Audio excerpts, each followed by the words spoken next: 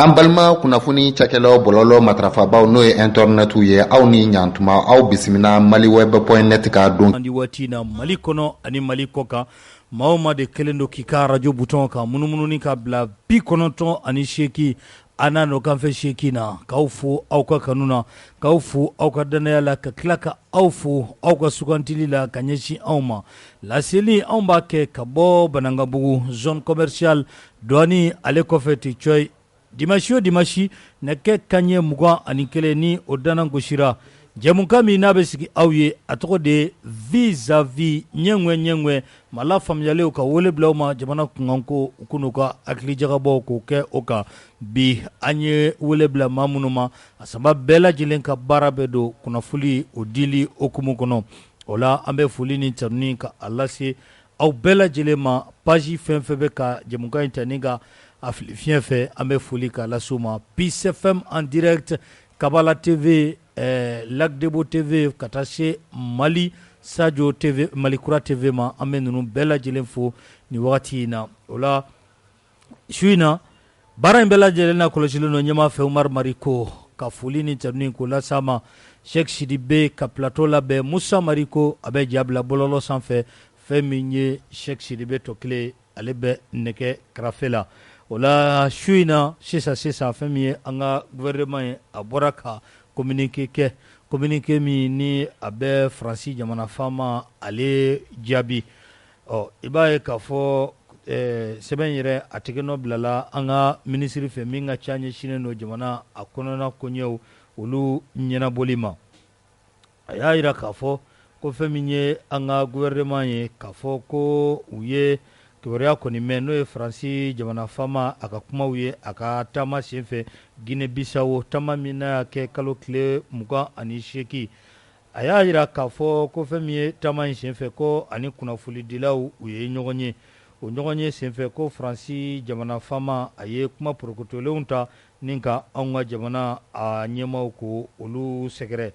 kuma in bɛ boli min ka sa o de k'a fɔ ko anw ka jamana ani fɛn min ye kulu marifatigi dɔw bɛ baara la walasa ko ka sila tununi ko o kɛ ka wuli ka jɔ kɛ ni ka ɲɛsin fɛn min ye siya dɔw ma an ka jamana kɔnɔ ko o kuma min fɔra k'a y'a fɔ ka sɔrɔ dalilu t'a la wa ko u y'a jira fɛnɛ k'a fɔ ko Faransi jamana faama a ka kɔrɔfɔ senfɛ a y'a jira k'a fɔ ko fɛn min ye anw ni groupe paramilitaire dɔw bɛ baara la k'a sɔrɔ ko dalilu tɛ a bolo o la an ye a jira a la sira bɛɛ lajɛlen fɛ k'a fɔ ko an ni u tɛ baara la ko wa ko a bɛ ka nin kuma kɔni fɔ k'a sɔrɔ dalilu tɛ a la n'a ma ɲɛ k'a fɔ ko o kuma fɔra ko Faransi jamana faama ka kuma k'a bɛ condamné bi a bɛ condamné sini ko nin kɔni ye kuma cɛjugu de ye ka ta ni ka ɲɛsin anw ka jamana ma ko an tɛna jɛn n'a ye bi an tɛna jɛn n'a ye sini nin juguya wale ninnu ko fɛn min ye Mali an tɛna an sigi ka a lajɛ ten o kama ko wulikajɔ kɔni bɛ kɛ an ka jamana faamaw fɛ ka ci bɛɛ lajɛlen ɲɛfɔ Faransi jamana faama communiqué in ka jan nka a bɛ bila hukumu min kɔnɔ dɔrɔn o de ye k'a fɔ Faransi jamana faama a ye kuma min ta ka fɔ an ka jamana ma an ka jamana ɲɛmaaw u ma jɛn n'a ye bi wa wulikajɔ o bɛ kɛ cogoya min na k'a yir'u la k'a fɔ dusumakasa don ka ɲɛsin an ma kuma jugu don ka ɲɛsin an ma a bɛ bila o hukumu kɔnɔ o la an bɛ wele bila an ka bi maa welelenw ma n'o ye Boubacar Païtawo ale ni Aras Kebe ka taa se Yusu Kulubali ma ni maa saba an ye ninnu de wele fɛn min ye bi an bɛna kuma fɛn caman kan ni Ala sɔnna a ma Sheikh Sidibe voilà merci beaucoup Mamadou Kebe Aras Kebe Actuel Media a bɛ kɛnɛ kɔnɔ Kebe i ni su kɔrɔ n b'i fo an t'a fɔ les rebelles voilà i bɛ se k'o fɔ o ka ɲi cɛ les rebelles a banna kɔrɔ n b'i fo a diyara n ye ka foli kɛ radio Peace FM lamɛnbaga ni a filɛbaga bɔlɔlɔ sira fɛ tabarikala Mali kɔnɔ Mali kɔkɔ o mana kɛ diɲɛ fɛn fɛn an b'a bɛɛ fo kɔrɔ ka i fo ka Peace FM ɲɛmaaso kɔrɔ an b'a fana fɔ Mariko ni Ala sɔnna n kɔrɔkɛ minnu fana bɛ studio kɔnɔ yan n fana fo u ka nali la tabarikala Boubacar Païtawo i ni su aba mas i ni su n bi foli fɔlɔfɔlɔ e la o diyara n ye parce que ni kuma bɛɛ ni mɔgɔ min ni émission sugu organiser ka mɔgɔw wele ka na u kɔni hakilila fitinin di jamanako la émission labɛnbaga fo ka taa fɔ mɔgɔ donna studio kɔnɔ bon i ni migu i ni weleli bɛ ɲɔgɔn na siga t'a la bon lamɛnbagaw kɔni émission duman débat duman kuma ɲɛnamaw fɔli kunnafoniw sɔrɔli olu kɔni bɛ nisɔndiya n'a ye mais ka kɔn ɲɛ e bɛ baaraba de kɛ ni e min ye émission labɛnbaga ye tabarikala e fo kosɛbɛ tabarikala e ka foli tɛmɛnen kɔfɛ mɔgɔ minnu bɛ sɔn k'u sigi k'u ka baaraw bila k'u sigi k'an lamɛn an ko an hakilina fitinin f'u ye an b'u bɛɛ lajɛlen fo cɛ ni muso a denmisɛn ani mɔgɔkɔrɔba a kɔnɔnamɔgɔ ni a kɛnɛmamɔgɔ o tɛmɛnen kɔfɛ n ko débatteurs Isuf Kulubali ani Raskebe olu minnu fana sɔnna ka b'u ka denbaya kɔrɔ su in na ka n'u sigi k'u ka hakilina di jamanako kan a bɛ diya dɔw ye a tɛ diya dɔw ye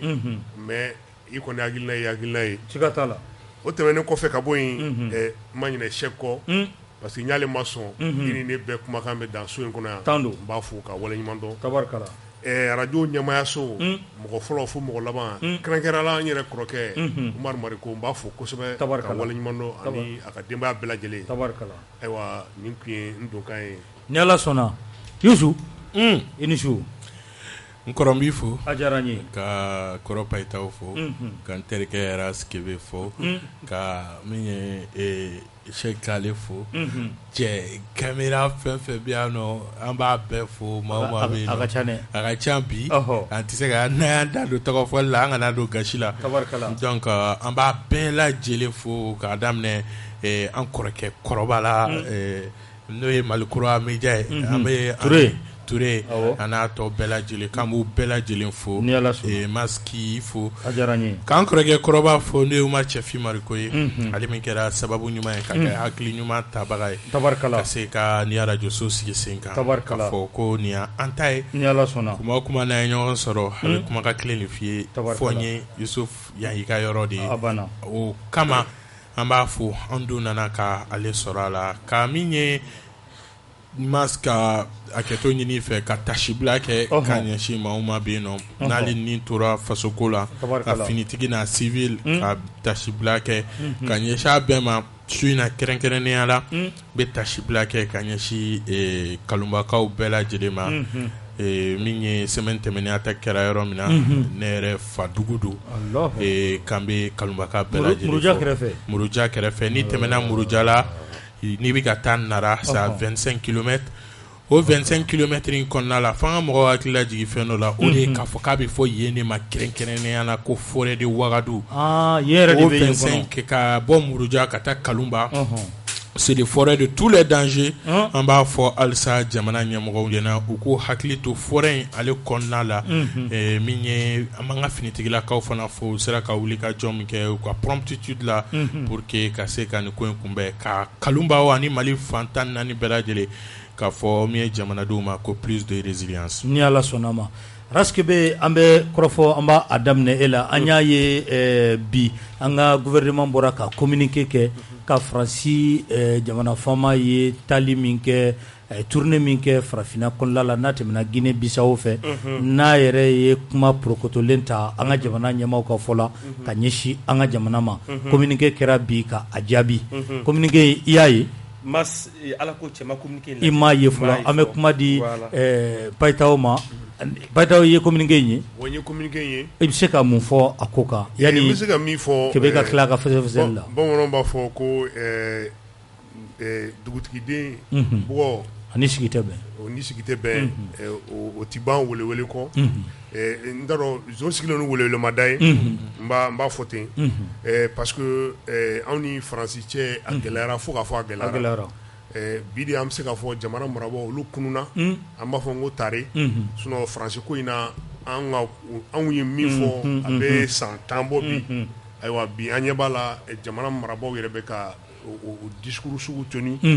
k'a fɔ ni an bɛ sunɔgɔ la an ka wuli ka bɔ sunɔgɔ la Faransi m'an dɛmɛ Faransi ŋaniya tɛ k'an dɛmɛ wa fo ka taa dunya ban Faransi tɛ na Mali dɛmɛ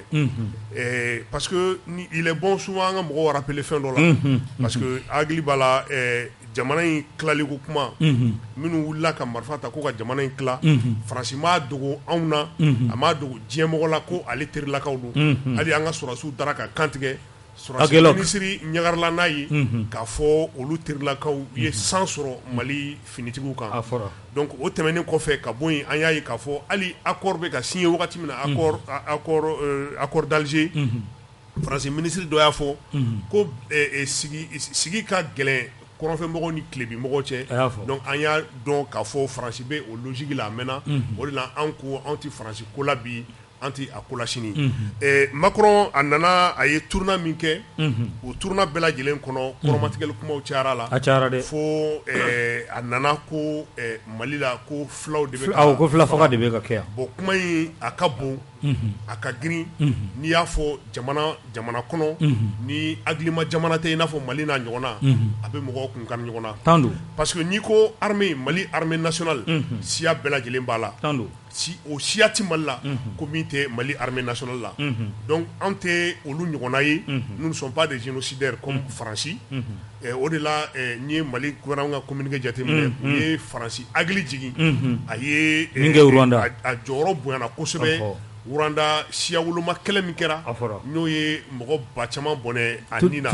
a tilala tuguni k'a fɔ kumakan jɛlen na a ka communiqué la k'a fɔ ko Mali Faransi ŋaniya tɛ foyi ye ka Maliyɛnw kun kari ɲɔgɔn na ani ka Mali tila donc je crois que n'i ye discours jateminɛ bi Mali ni Faransi cɛ a tɔgɔ ɲɔgɔn fanbɔlaya fanga bonyana kosɛbɛ je crois que communiqué kɔnɔ hali u tilala k'a fɔ ko u ma fili fiyewu ka Faransi ambassadeur gɛnni ka RFI ni u ka kunnafonidiso minnu tun b'an fɛ yan olu gɛnni ko nin b'a jira ko Mali gouvernement ma fili fiyewu o kɛli la ko o kɛli ɲana tigitigi parce que ka d'a kan mais u tilala ka Faransi ambassadeur président a rappelé k'a fɔ ka hakili jigin k'a fɔ ko Mali ye jamana ye jamana kan wɔrɔmayalen don a kan ka bonya i n'a fɔ jamana kan wɔrɔmayalen tɔw bɛ cogo min na ko bon o tɛmɛnen kɔfɛ Faransi bɛ dugumako min na tabalijukɔrɔ ko min na dibi ko min na Maliko la ko ni a bɛ se k'a jɔ ko a bɛ diya mais moi je pense que le communiqué est quand même responsable a communiqué ka ɲi a ka ɲi fo k'a fɔ a ka ɲi ni dɔ tun bɛ se k'ale fara kan o tun bɛ diya ne ye kosɛbɛ parce que il est temps que jamanaw ka ɲɔgɔn bonya i n'a fɔ jamanaw parce que an mɛnna Macron ye don jumɛn den ye ko mais f'an ka fɛn o fɛn fɔ cogo la parce que oui c'est ça parce que m'a dɔn kuma in a bɛ taa dɔw dimi yɔrɔ la mais n'i ye n faamu dɔrɔn i b'a dɔn k'a fɔ o kuma in yɛrɛ ka dɔgɔ ni dɔ bɛ yen min ka jugu n'o ye n b'o fɔ parce que ne tɛ se k'a faamu Macron ne ka Mali ye donc Macron tɛ se ka na aw de ko k'a bɛ taa ka bɔ an ka dugukolo kan aw ko aw bɛ taa aw ko aw bɛ taa kalo 6 Mali gouvernement ko ka jan ni aw sera ka taa hali sini je pense que Mali ni Faransi ko la n bɛ Asimi fɛ n bɛ Choguel fɛ n bɛ Sadio fɛ moi personnellement m'o question bila kɛrɛfɛ c'est-à-dire que Faransi ko finman n'a jɛman ne t'a la bi ne t'a la sini parce que a tɛna foyi s'an ma ni tɔɔrɔ tɛ a tɛna foyi s'an ma ni degun tɛ tabarikala Youssou ye communiqué in ye cogo di n ye communiqué in ye a ye hakili lajigin fɛn damadɔni na a fɔlɔfɔlɔ ye mun ye mɔgɔ dɔw bɛ jamana in kɔnɔ f'an k'u fo quoi i b'a fɔ n kɔrɔkɛ Payitaw i b'a fɔ Aras Kebe depuis le vrai CDR depuis CDR yɛrɛ tun bɛ yen kumana min na depuis o kuma Kebe ninnu ye kɛlɛ min kɛ i bɛ ka tɔgɔ fɔ gɛrɛ awɔ Kebe ninnu ye kɛlɛ min kɛ an bɛ se k'a fɔ bi jamana marabagaw bɛ k'u ka kɛlɛ tɔ de dafa o y'a sɔrɔ an tɛ foyi ye liti in na peut-être an bɛ école de la an bɛ écoledenya la kumana min na o y'a sɔrɔ olu ye écoledenya ni militantisme fara ɲɔgɔn kan ka se ka wuli ka jɔ sabati k'a jira k'a fɔ ko Faransi jɔnya tɛna ni foyi ye degun kɔ an ka jamana kɔnɔna la a bɛ n permettre yan tuguni ka c'est vrai bi gɛlɛya bɛ yen mais a bɛ n permettre ka maa dɔw fo tuguni politiki kunda i b'a fɔ Zumana Sakɔ i b'a fɔ Umar Mariko olu minnu ye ni lutte porté Aminata Draman, ça c'est plus la société civile. Olu minnu ye jamana in porté ni kɛlɛ in porté k'a yira k'a fɔ ko Babylone tɛ se ka na ni ɲumanya an ma quoi. An y'a ye bi c'est l'une des rares fois dans l'histoire de l'Afrique même. Africain présent ka Fransi ta ou bien Afrique jamana dɔ ka Fransi ta a ye kojugu minnu kɛ Afrique quoi k'olu fa ye hein de deux a bɛ kuma ni kuma in bɛ kuma ni communiqué in bɛ ne hakili la jigin bɔli dɔ la mɔgɔ min bɛ yen bi n'a ye Mali premier ministre ye n'o ye Dr Choguel Kokala Mayiga ye yan'a ka kɛ premier ministre ye a ye livre dɔ sɛbɛn livre min kɔnɔna la a y'a jira k'a fɔ ko Mali ka ni kɛlɛ cɛ nɔ tɛ muso nɔ tɛ Faransi de nɔ don ka tila k'a fɔ tuguni ko Faransi de ye MNLA armée ka n'u bila ka Mali jamana kɛlɛ an bɛ se k'a fɔ bi ni maa dɔw kun bolo k'a fɔ ko mɔgɔ tɛna sɔrɔ Mali kɔnɔ k'ale mɔgɔ minnu y'o sɛbɛn ni wagati o wagati kofɔlen na k'a fɔ ko n'u nana jamana ɲɛmɔgɔya la k'u bɛ sɔn ka nin discours suguya kelen tenu k'a fɔ Faransi an ka gɛlɛya y'i nɔ ye parce que c'est très facile i k'a fɔ fantan ma i k'a fɔ bolongolo ma ko munna i bɛ ka nin kɛ mais mɔgɔ min kan ka accuser o de ye waritigi min bɛna bololankolon in instrumentaliser k'a don kɛlɛ kɔnɔna la Faransi y'o de kɛ Mali kɔrɔfɛn yan fan fɛ bi ni Mali jamana ɲɛmaaw bɛ ko o sɔnni sigi o kan plus Faransi ko a ka kuma kɔnɔna Macron ko a ka kuma kɔnɔna la parce que aujourd'hui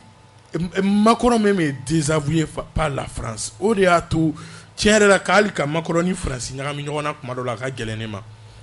Français y'a jira k'a fɔ Macron an y'i ta malgré de n kɔrɔkɛ Payetaw bi a delila k'a fɔ ko est-ce que ko hadamaden ko de tɛ ka diɲɛ minɛ n b'a fɔ mais c'est vrai a y'o kuma a y'a fɔ nin plateau kelen in de k'a don k'a fɔ ko est-ce que hadamaden ko tɛ ka diɲɛ minɛ maa ɲuman ko bon maa ɲuman ko a ko ten mais bi est-ce que o kuma in de tɛ tiɲɛ ye wa parce que Faransi yɛrɛ ye Macron ta malgré elle-même et aujourd'hui aux conséquences de bɛ ka ye min ye terrain sanfɛ dommage an ka jamana ɲɛmɔgɔw ye communiqué min kɛ Mars ne bolo c'est un communiqué responsable pour ne pas répéter Payetaw parce que ale donna communiqué la ka a ligne baw fɔ moi je peux dire que c'est un communiqué responsable c'est un communiqué à la hauteur des souhaits maliyɛnw ye kɛlɛ min kɛ k'a yira Mars ka bɔ kuma la nin yɔrɔ la a bɛ hakili la jigin mɔgɔ laban dɔ la o ye Mali jamana kuntigi kɔrɔ Ibrahim Boubacar Keita ale y'a fɔ anw ɲɛna yan ko ni mɔgɔ min tɛ Faransi fɛ k'o ye Mali jugu de ye le 22 janvier 2019 ayi po a welele kɔfɛ po a seginnen a ko Faransi ko mɔgɔ minnu tɛ Faransi fɛ Mali kɔnɔna la o y'a sɔrɔ o la tun ko n bɛ Omar Mariko fɔ o y'a sɔrɔ Omar Mariko ni MDP mɔgɔw bɛ kɛnɛma u bɛ place de l'indépendance kan k'a fɔ Faransi ka gɛn il faut pas que mɔgɔw ka lutte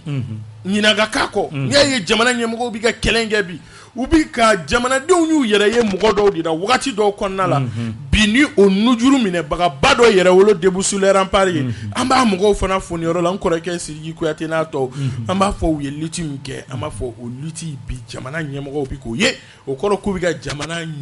denw hakilina fan bɛ yɔrɔ min na u bɛ k'o de ta aujourd'hui nous n'avons jamais connu de la démocratie plus que dans cette transition-là. Mali yɛrɛ ma deli ka démocratie ye ka tɛmɛ nin wagati yɛrɛ kan. Parce que nin wagati de la démocratie ye mun ye ko jamanadenw bɛ fanga min o de y'a to bi démocratie dɔnbagabaw b'a la k'a fɔ ko jamana ɲɛmɔgɔw bɛ ka baara kɛ ni yuru ye k'a sɔrɔ démocratie yɛrɛ bɛ kɛnɛma di. Merci. Kebe a lajɛra tabarikala. Communiqué bɛ bila wagati o sɔrɔ ne bɛ mɔbili kɔnɔ. O y'a sɔrɔ i bɛ na voilà parce que ne bɔra ka jan fɔ. Voilà. Mas mi fo tuguni i ka nin kuma dili ma ni Isufu ko CDR ye kɛlɛ dɔ kɛ ko o ka ɲi o bɛnna bɛ o kɔni ka d'an ye bi parce que a ka kuma caman na a bɛ bi an kan nin mais ni bi a kɔni ko an ye kɛlɛ dɔ kɛ ko bi histoire joli an ma. I ti yan CDR tɔgɔ la dɛ. Ayi non mais i ye kunnafonidila de ye. Ayi a ko wagati min ko ne tun bɛ CDR la ne bɛ hali bi o. Ayi dɛ o wagati y'a sɔrɔ CDR yɛrɛ de tun bɛ yen. Voilà bon kebe bɛ yan kunnafonidila. maintenant kɔni ko ko CDR bara dɔ kɛ ko kosɛbɛ histoire ye jo di CDR ma o ka di n ye o diyara n ye Tabarikala. mais ale kɔni bon peut-être que définition min dila bɛɛ y'a fanga ma démocratie a bɛ se ka kɛ anw taara école wɛrɛ la ni Isuf ma taa o école la a bɛ se ka kɛ ou bien ne taara yɔrɔ dɔ la aw ma se yɔrɔ min voilà a bɛ se ka kɛ c'est-à-dire kalanw cogoya tɛ kelen ye donc nin y'a daminɛlen aw kɔrɔkɛ b'aw ni ɲɔgɔn cɛ nin ye kuma kura ye ne kulo ye min mɛn bi mais an tɛna don o la Mas min kɛra bi Mas i mana kɛ position fɛn fɛn na fanga maracogo ka di ye o a man di ye o camancɛ fanga bɛ ka baara kɛ sira dɔw fɛ majɛ bɛ a la o mais ni cɛ o cɛ ye i kankan an ka jamana ɲɛmaaw la Mas c'est-à-dire le devoir moral le devoir patriotique o bɛ an jagoya Mas que nous soyons tous derrière nos autorités ka da kan an ka ɲɛmaa de don n fa man ɲi a jogo man ɲi kɛnɛmamaaw bɛ se k'a fɔ n'u y'a fɔ n b'i fara n fa kan k'aw kɛlɛ mais kɛlɛyɔrɔ min bɛ kɛ tuguni ne ni n fa b'o kɛ so kɔnɔ tabarikala donc Macron ye min fɔ Mali ma gouvernement ye communiqué min kɛ k'u rappeler génocide min kɛla Rwanda ka Macron rappeler o la c'est-à-dire u ka c'est-à-dire qui se remettre en cause c'est-à-dire sentiment de culpabilité ni i ye maa faga ka sɔn ka jɔ fagali kɔrɔ ou bien i ye ko dɔ kɛ i ka sɔn ka jɔ a ko kɔrɔ c'est-à-dire le gouvernement malien a eu le courage min kunu ni an tun tɛ a ye ni Isufu y'o faamu se k'o faamuya ka d'a kan kunu Mali tun bɛ dɔgɔya peuple malien ka dignité tun bɛ bafoué c'est-à-dire an ka ɲɛmaaw u ma kun a kan mais n'a ma ɲɛ ko bi ni tun kɛla an ka honneur ni an ka dignité la c'est-à-dire c'est là que tu sentiras la fierté malienne. Donc c'est ici les Youssouf, les nouveaux patriotes du lobe, nous y avons sentiment manifesté en Ségasso. Oui, donc populisme c'est à 6 années, patriotisme c'est à 6 années, Kadaka, 5 la féminine à Medjani Aïe. Mas, Macron il faut à Mabalinena. Kadaka, Mali est coquet Macrona. Le Mali a humilié la politique française, si je peux me permettre. Le Mali a humilié Macron et la politique française aux yeux du monde entier. Donc, dans les concerts du monde, aujourd'hui, Mali DB français sans fait. Donc, Macron, quand il faut, il y a 10 000 cas, à cause de quoi on y doit faire barake ji duguma. A kamini Johnny, a kamini Wagner Deo. Alnama boada donc an ma fara ko de ko ay kuma ka munu fo ka sɔrɔ a ma nani a daloya ye kuma ka mini Mali yɛrɛ ye a galontigiya ko ani mauti ka baara kɛ ji duguma voilà donc hali ni a y'a sɔrɔ ani maa bɛ ka baara kɛ ji duguma c'est pas à Macron de nous dire ça donc ni an bɛ o kuma kɛ o kɛlɛ n'an b'o kɛ o bɛnnen don malidenw da komi communiqué yɛrɛ min fɔ ko maa tɛ se ka kɛ Mali fɛ aujourd'hui quand même nous sommes tous avec les nouveaux patriotes du lobe comme les Youssouf qui derrière nos autorités face à la politique machiavélique et criminelle de la France. Tabarkala anga toni ay tina kebe jabi mais me fe ka kuma ndo dɔrɔn ni fɔ ka ni yɔrɔ datugu kuma ni fitini dɔ o de ye an ka politique mɔgɔw an ka politique mɔgɔw voilà kɔrɔ o b'a kɛ to o y'an ka politique non tɛ n terikɛ jaabi kana jɔrɔ mais an ka politique mɔgɔw u ka bɔ min ye u ka jeu kɔnɔna la. Voilà une question qui doit réunir tous les Mali. Parce que ni donc bɛka fara gouvernement kan ni communiqué in kɔfɛ quoi. Voilà k'a yira k'a fɔ ko an tɛ siya ko kɛlɛ la an ka jamana kɔnɔ. Parce que Macron ye min fɔ Kebe ye min fɔ o y'a la dɔgɔmani mais Macron ko de ye ko Mali état bɛ ka siya dɔw de kɛlɛ Mali kɔnɔna la n'o ye fulaw ye kɛrɛnkɛrɛnnenya la a y'o de fɔ. Donc o kuma min bɛ yen bi. Même les associations fêtières des ethnies, mi ethnies b'u yɛrɛ ye mi association minnu kɔnɔ u bɛɛ kan ka bɔ bi de k'a fɔ ko Macron i ye nkalon tigɛ. O de kan ka fɔ. O de kan ka kɛ bi. Ok Payitaho an ka to Emmanuel Macron a ka tournée la farafinna kɔnɔ a ka visite dɔ senfɛ Guinée-Bissau halisa Guinée-Bissau jamana faama y'a jira k'u bɛ na force dɔ sigi sen kan min bɛ na coup d'état kɛlaw kɛlɛ nin kuma in e bɛ a ye cogo di? Mas n'o de fɔ ka coup d'état kɛlɛ fɛn kelen pewu jamana bɛ di mɔgɔ minnu ma wagati ka kalifa i la wagatinin na i k'a bila i kunna k'i ye baarakɛden de ye i bɛ na ka jamanadenw u ka jiko u ka dumuniko u ka kɛnɛyako u ka kalanko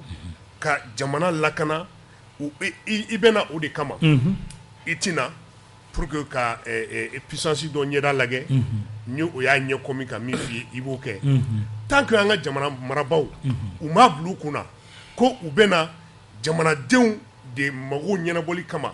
jamanadenw ka aju ɲɛnabɔli kama u kana dan force anti-putsch ma dɛ u ka diɲɛ fɛn bɛɛ kɛ ni jamanadenw degunna san o san o bɛ bɔ ka o masa min b'u kunna ni o ye masa ye masa jugu ye n'a mago t'u ka kalanko la a mago t'u ka dumuniko la a mago t'u ka kɛnɛyako la a mago t'u ka lakanako la u bɛ bɔ ka gɛn c'est très clair on peut jamais mettre fin au coup d'état tant que mɔgɔw ka mɔgɔ bɛ fɛn ni fitinin min na o mɔgɔ ɲɛ fitinin min na n'o ye dumuni ye kɛnɛya lakana kalan o fɛn ni fitinin ninnu a fɔ ma les services sociaux de base jamana fɛn bɛ kalifaw la a nafolomafɛn a fɛn o fɛn ka o lasago ka ɲa tant que jamana marabaaw ma o ku taabolo ye coup d'état tɛ se ka ban sɔrɔsi tɛ se ka coup d'état bali diɲɛ maa si tɛ se ka hali ONU tɛ se ka coup d'état bali o de la n ko n b'a fɔ au lieu de u k'a fɔ k'u bɛ force sigi ka coup d'état kɛlɛ u kan ka plutôt n'i y'an ka organisation ta CEDEAO ni UEMOA ni fɛn o fɛn organisation fan o fan hali Union africaine u kan ka min kɛ kɛlɛkɛbere ye o ye bonne gouvernance de ye mara kɛcogo ɲuman u k'u sinsin o de kan kosɛbɛ maintenant ka critère k'o la pour que i ka fɛn dɔ sɔrɔ critère de convergence ko olu kala ka jamana wajibiya ka jamanatigiw wajibiya ka jamana mara ka ɲa n'a gila ni force bɛ sigi o de kan ka kɛ force ye mais k'a fɔ a bɛ taa sɔrɔsi dɔ sigi fan dɔ fɛ ka aramu d'u ma ka fɛn dɔ d'u ma mais hali n'a ye bombe nucléaire d'u ma ko n'a ye coup d'état kɛ an b'o ci aw la kɔngɔ bɛ mɔgɔ min na n'a ma dumuni kɛ tile 2 tile 3 a bɛ sa n'i ye bombe ci o la bi i m'a ka saya teliya i ma dɔ bɔ a ka degun na donc o ye manamanakanw de ye olu da parce que Mali Afrique problème tɛ coup d'état ye o mais coup d'état Afrique problème conséquence a kɔlɔlɔ de ye coup d'état ye a bɛ fanga min sɔrɔ a bɛ masa min sɔrɔ yen o bɛ gɛn parce que ni i y'an ka masaw ka comportement lajɛ an ka président ka comportement lajɛ on a l'impression que u ti yan anw kama dɛ u bɛ yan a tɔgɔ Faransi États-Unis Canada olu minnu bɛ 2 ni 3 d'u ma mais u ka jamanadenw yɛrɛ mɔgɔ foyi t'a la mais ni jamana yɛrɛ tɛ n tɛ n dɔn jamana wɛrɛ problème na an balo kan ka si Guinée Bissau yɛrɛ kunna munna président dɔ b'a fɔ i ka kuma i tulo kɔrɔ i b'i ka cravate ni ka veste bɛɛ bɔ k'o lafili o tɛ fatɔ ye wa est-ce que o kan ka to jamana non mais sincèrement qu'on le dise n'a sɔrɔ a y'a k'a yɛrɛ ma je peux comprendre mais a y'a fɔ a ye kɔni fɛn dɔ kɔni fɔra tulo kɔrɔ a ye min fɔ a tulo kɔrɔ n t'a dɔn mais i tulo don a tulo kɔrɔ ka kuma dɔrɔn i ko fatɔ a yɛrɛ y'a ka cravate n'a ka fɛn dɔ fɔra tulo kɔrɔ ka tila cravate yɛrɛ yira mais o mun président sugu ye c'est comme si ale kɔni bɛ yan Faransi de kama ale bɛ yan Macron de kama ni Macron k'a ka si ka jɔ a bɛ si ka jɔ a hakili foyi t'a ka jamanadenw na maintenant moi je pense que an bɛ fɛn o fɛn na Afrique bɛɛ lajɛlen don an bɛ fɛn o fɛn na tant que marabaaw ma bila u kunna k'u bɛ yan maradenw de kama k'olu sago kɛ ayiwa an ti bɔ coup d'état kɔnɔ force tɛ o marifa tɛ se k'o bali fɛn foyi tɛ se k'o bali parce que ni jama déchaîné na ka wuli kɔngɔ b'u la minɔgɔ b'u la lakanani tɛ ne t'a dɔn min minnu bali y'u faga o na sa e m'u faga o na sa donc maintenant a ka kɛ saya da kelen mɔgɔw k'u yɛrɛ sɔrɔ banajugu i b'a furakɛ ɲɛdimi kelen i b'a furakɛ i b'a lajɛ a ka ci k'i yɛrɛ sɔrɔ Youssou e b'a ye cogo di an balo ka nin kuma ye bon nin ye yɛlɛko de ye o ale bɛ ka CEDEAO président minnu fɔ a bɛɛ coup d'état kɛla a bɛɛ ale y'an balo yɛrɛ ye coup d'état de y'a bɔ sɔrɔsiya la mɔgɔw ka taa ka histoire ta k'a lajɛ a bɔra sɔrɔsiya la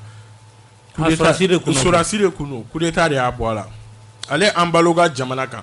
ale yɛrɛ ka sigi présidenya la o de kɛra alternative politique fɔlɔ-fɔlɔ ye mɔgɔ ka fanga di mɔgɔ ma élection sen fɛ o fɔlɔ kɛra an balo de fanga dira ale fɔlɔ de ma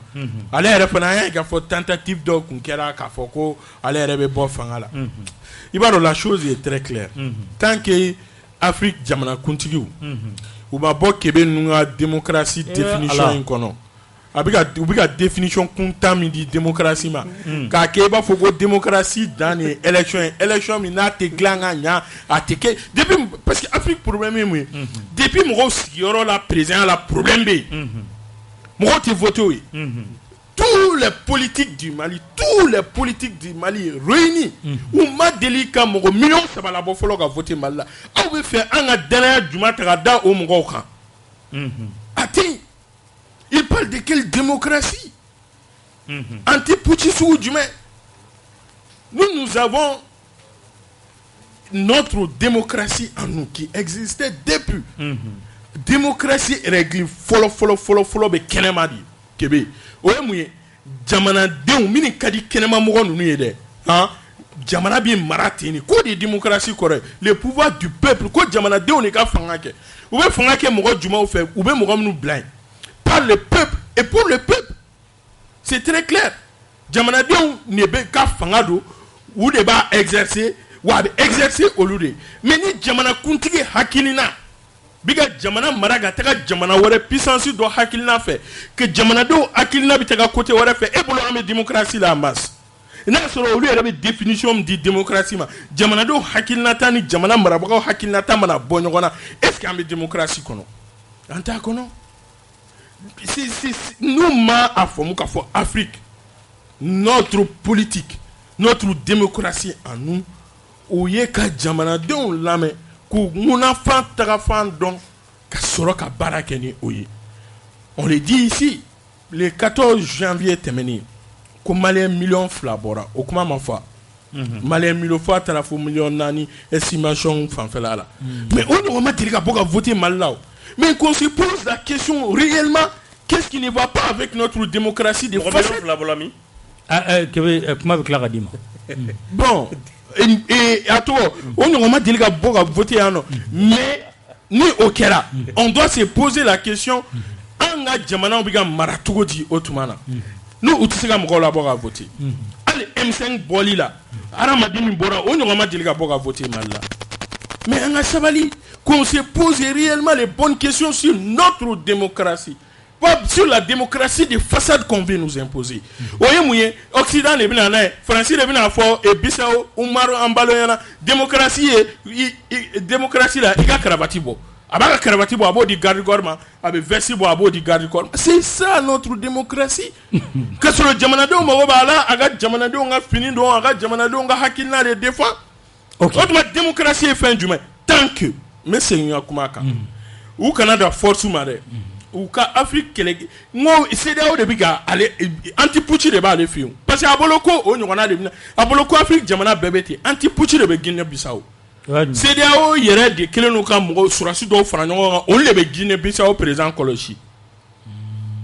n'i ɲɛ t'a la coup d'état laban min kun kɛra CEDEAO de y'a déjoué donc en tant que an ka jamana maracogo man ɲi i b'a fɔ n terikɛ Kebe a fɔ cogoya min na fibre patriotique min b'an na an bɛ keleya n'an ka jamanaw ye cogoya min na n'u touchera o danbe ni o keleya ni jamanadenw ŋunafan tanfan n'u touchera o la kuma o kuma u bɛ putschistes ye siga foyi t'a la. Tabarikala Kebe i ye an balo ka kuma mɛn ko ka force anti putschiste sigi. Non Maso tɛ se ka kɛ o CEMAC bɛ yen o de 1999 o ye force d'attente de ye o ko bɛ ɲɛ jumɛn na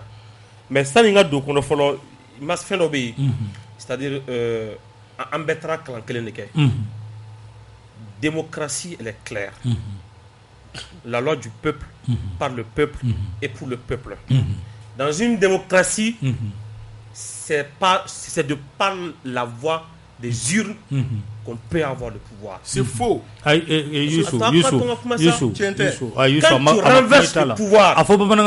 n'i ye fanga dafiri marifa b'i bolo i ye fanga ta mas fanga y'i ta de ye o mais i su kana fɔ maa minnu tulo bɛ an kana mas dɔw bɛ yen u bɛ arajo kuma kɛ i n'a fɔ ko kala tɛ bɔ a sanfɛ u bɛ tigɛ sira kan quoi donc n'i ye nin kuma fɔ dɔ ye dɔrɔn o bɛ n'a fɔ ko démocratie tɛ kalata ye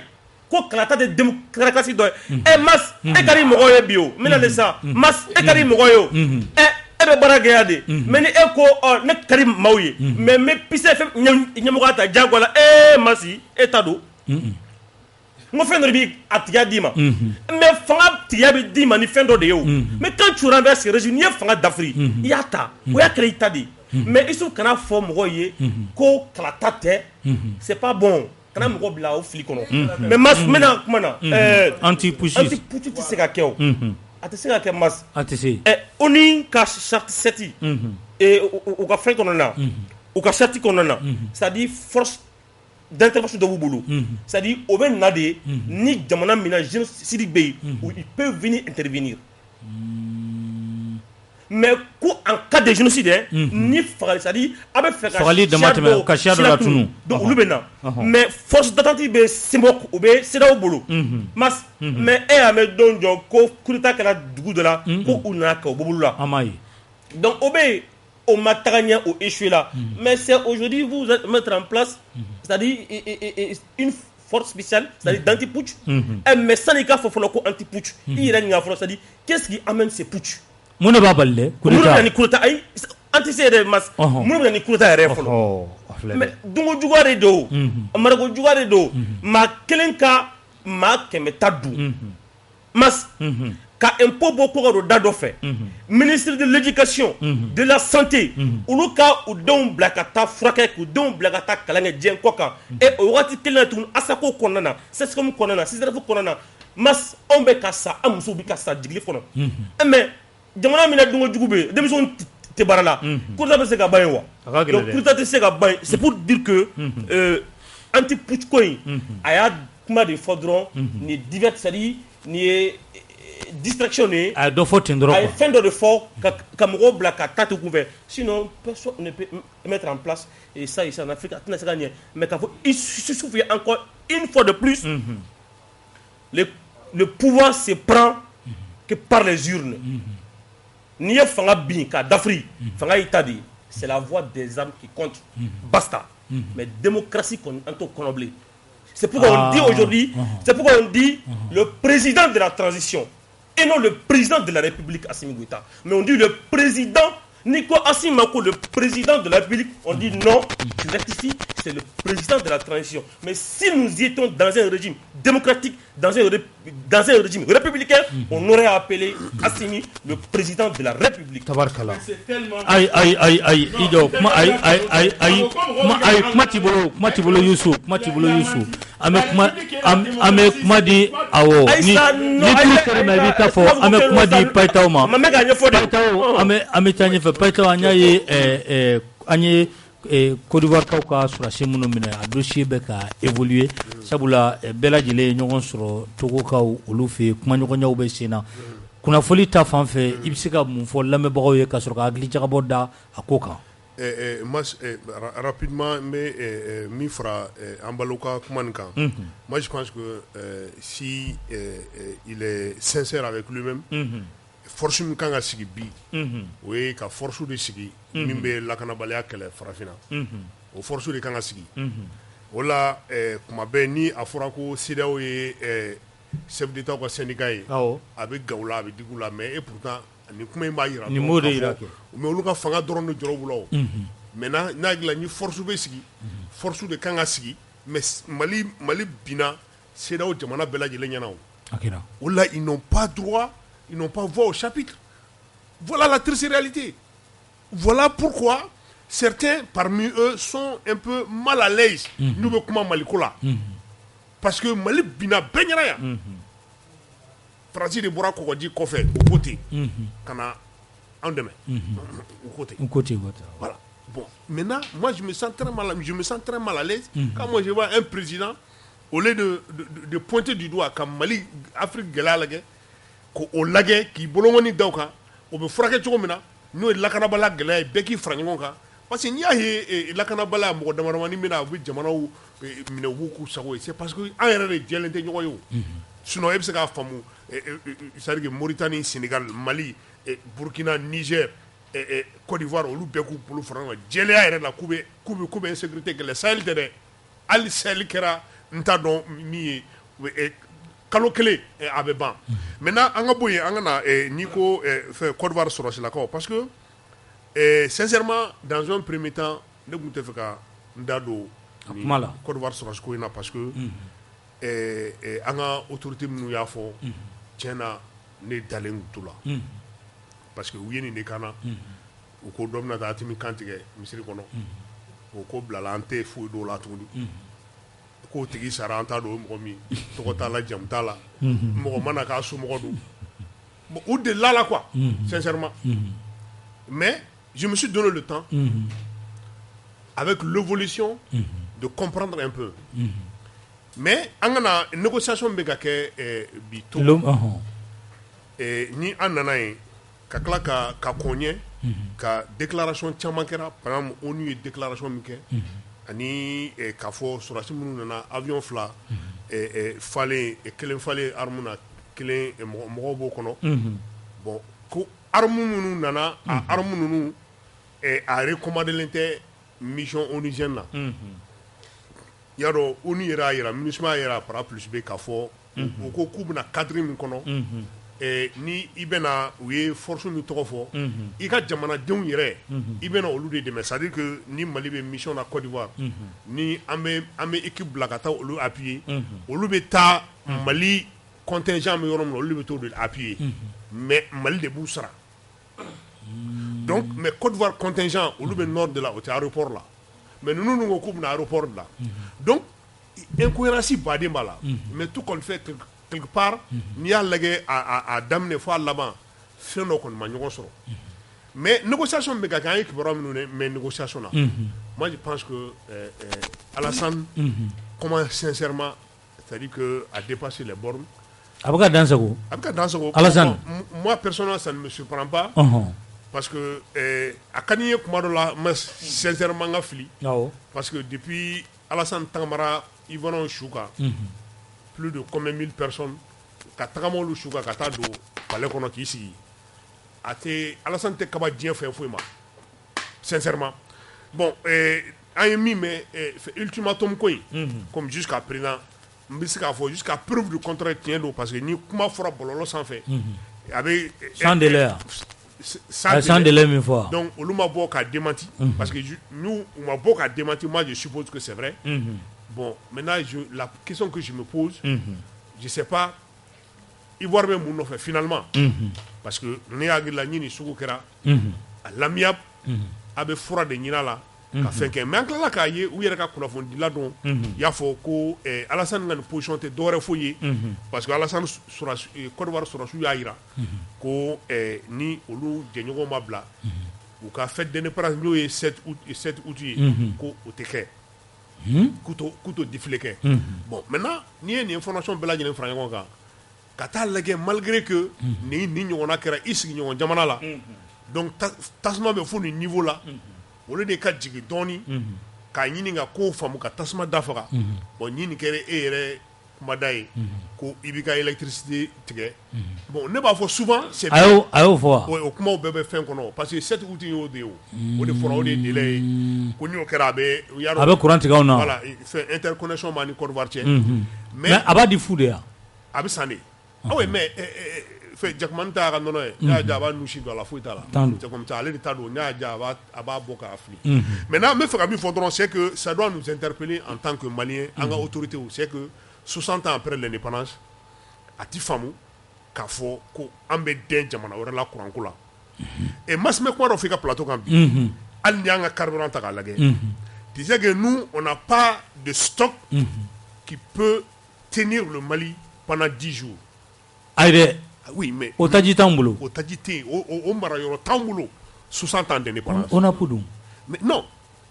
spécialiste kulo bɛ na parce que o de la ɲangon bɛ kuma an ka bɛɛ fɔ mɔgɔw k'a dɔn a ka faamu k'a fɔ san 60 kɔnɔ an ma foyi kɛ sincèrement parce que moi je peux pas comprendre n'i taara hali ni daji tu bi a bɛ bi station dɔ kan k'a fɔ ko réserve t'anw bolo min bɛ se k'an tenir pendant 10 jours donc au kɔrɔ an bɛ ka disi gosi fɛn min kɛ ça doit nous permettre an ka hakili jigin an ka hakili jagabɔ kɛ ninnu éléments et les pays comme les États-Unis ninnu éléments de y'u ka force ye les pays comme les Russie ninnu éléments de y'u ka force ye ni a tigɛra k'a tɛ tugu min b'an bolo balo carburant an bɛ se ka kalo 6 san kelen kɛ an mago tɛ kɔfɛta la mais min b'an bolo jamana yɛrɛ kan ka kɛ ten de jamana kan ka kɛ ten de jamana o jamana e bɛ fɛ i ka kan hɔrɔnya o de kan ka kɛ o parce que 10 jours mais faut fait 10 jours à l'armée béjo. Mais c'est Parce très que grave. carburant- Donc mais faut faudra c'est que amabara de ke ni ay bi korwar bi jo ka donta botan mais espace bambulu ala barkala et ba belebele ba flabé te même la ka Mali traverser ka ta boko di la fou mais en contrepartie ala masika molo senala ka balo mais muna ivoire que c'est à dire que Alassane Tine kumana subu fani moi je pense que ne be réflexion poussée ka ta yene ka fo ni ay ali anga jamano benin problème kono c'est parce que tout simplement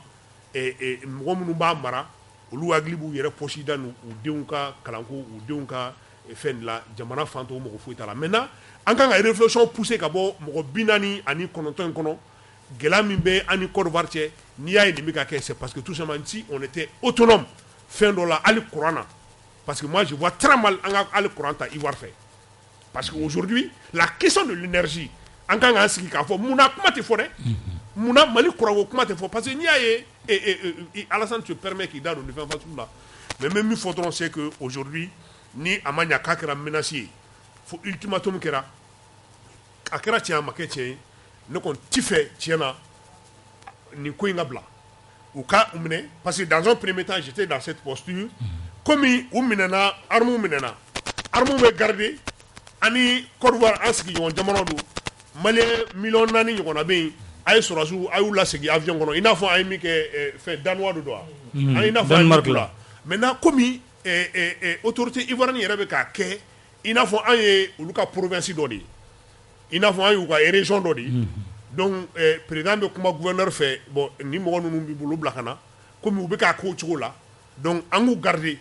nous be fietige uka fietige angu lage sincèrement parce que ne yɛrɛ bolo n y'a sɔrɔ kuma ye tiɲɛ ko tiɲɛ yɛrɛ la kuma in fɔra ne yɛrɛ b'a fɔ Mali autorités ye an ka négociation yɛrɛ jɔ parce que diɲɛ fɛn bɛɛ la ɲɔgɔn bonya ka la minnu ye an ka jamana ci san joli k'an ka an da bɛna se o yɔrɔ la Youssou kuma tɛ nin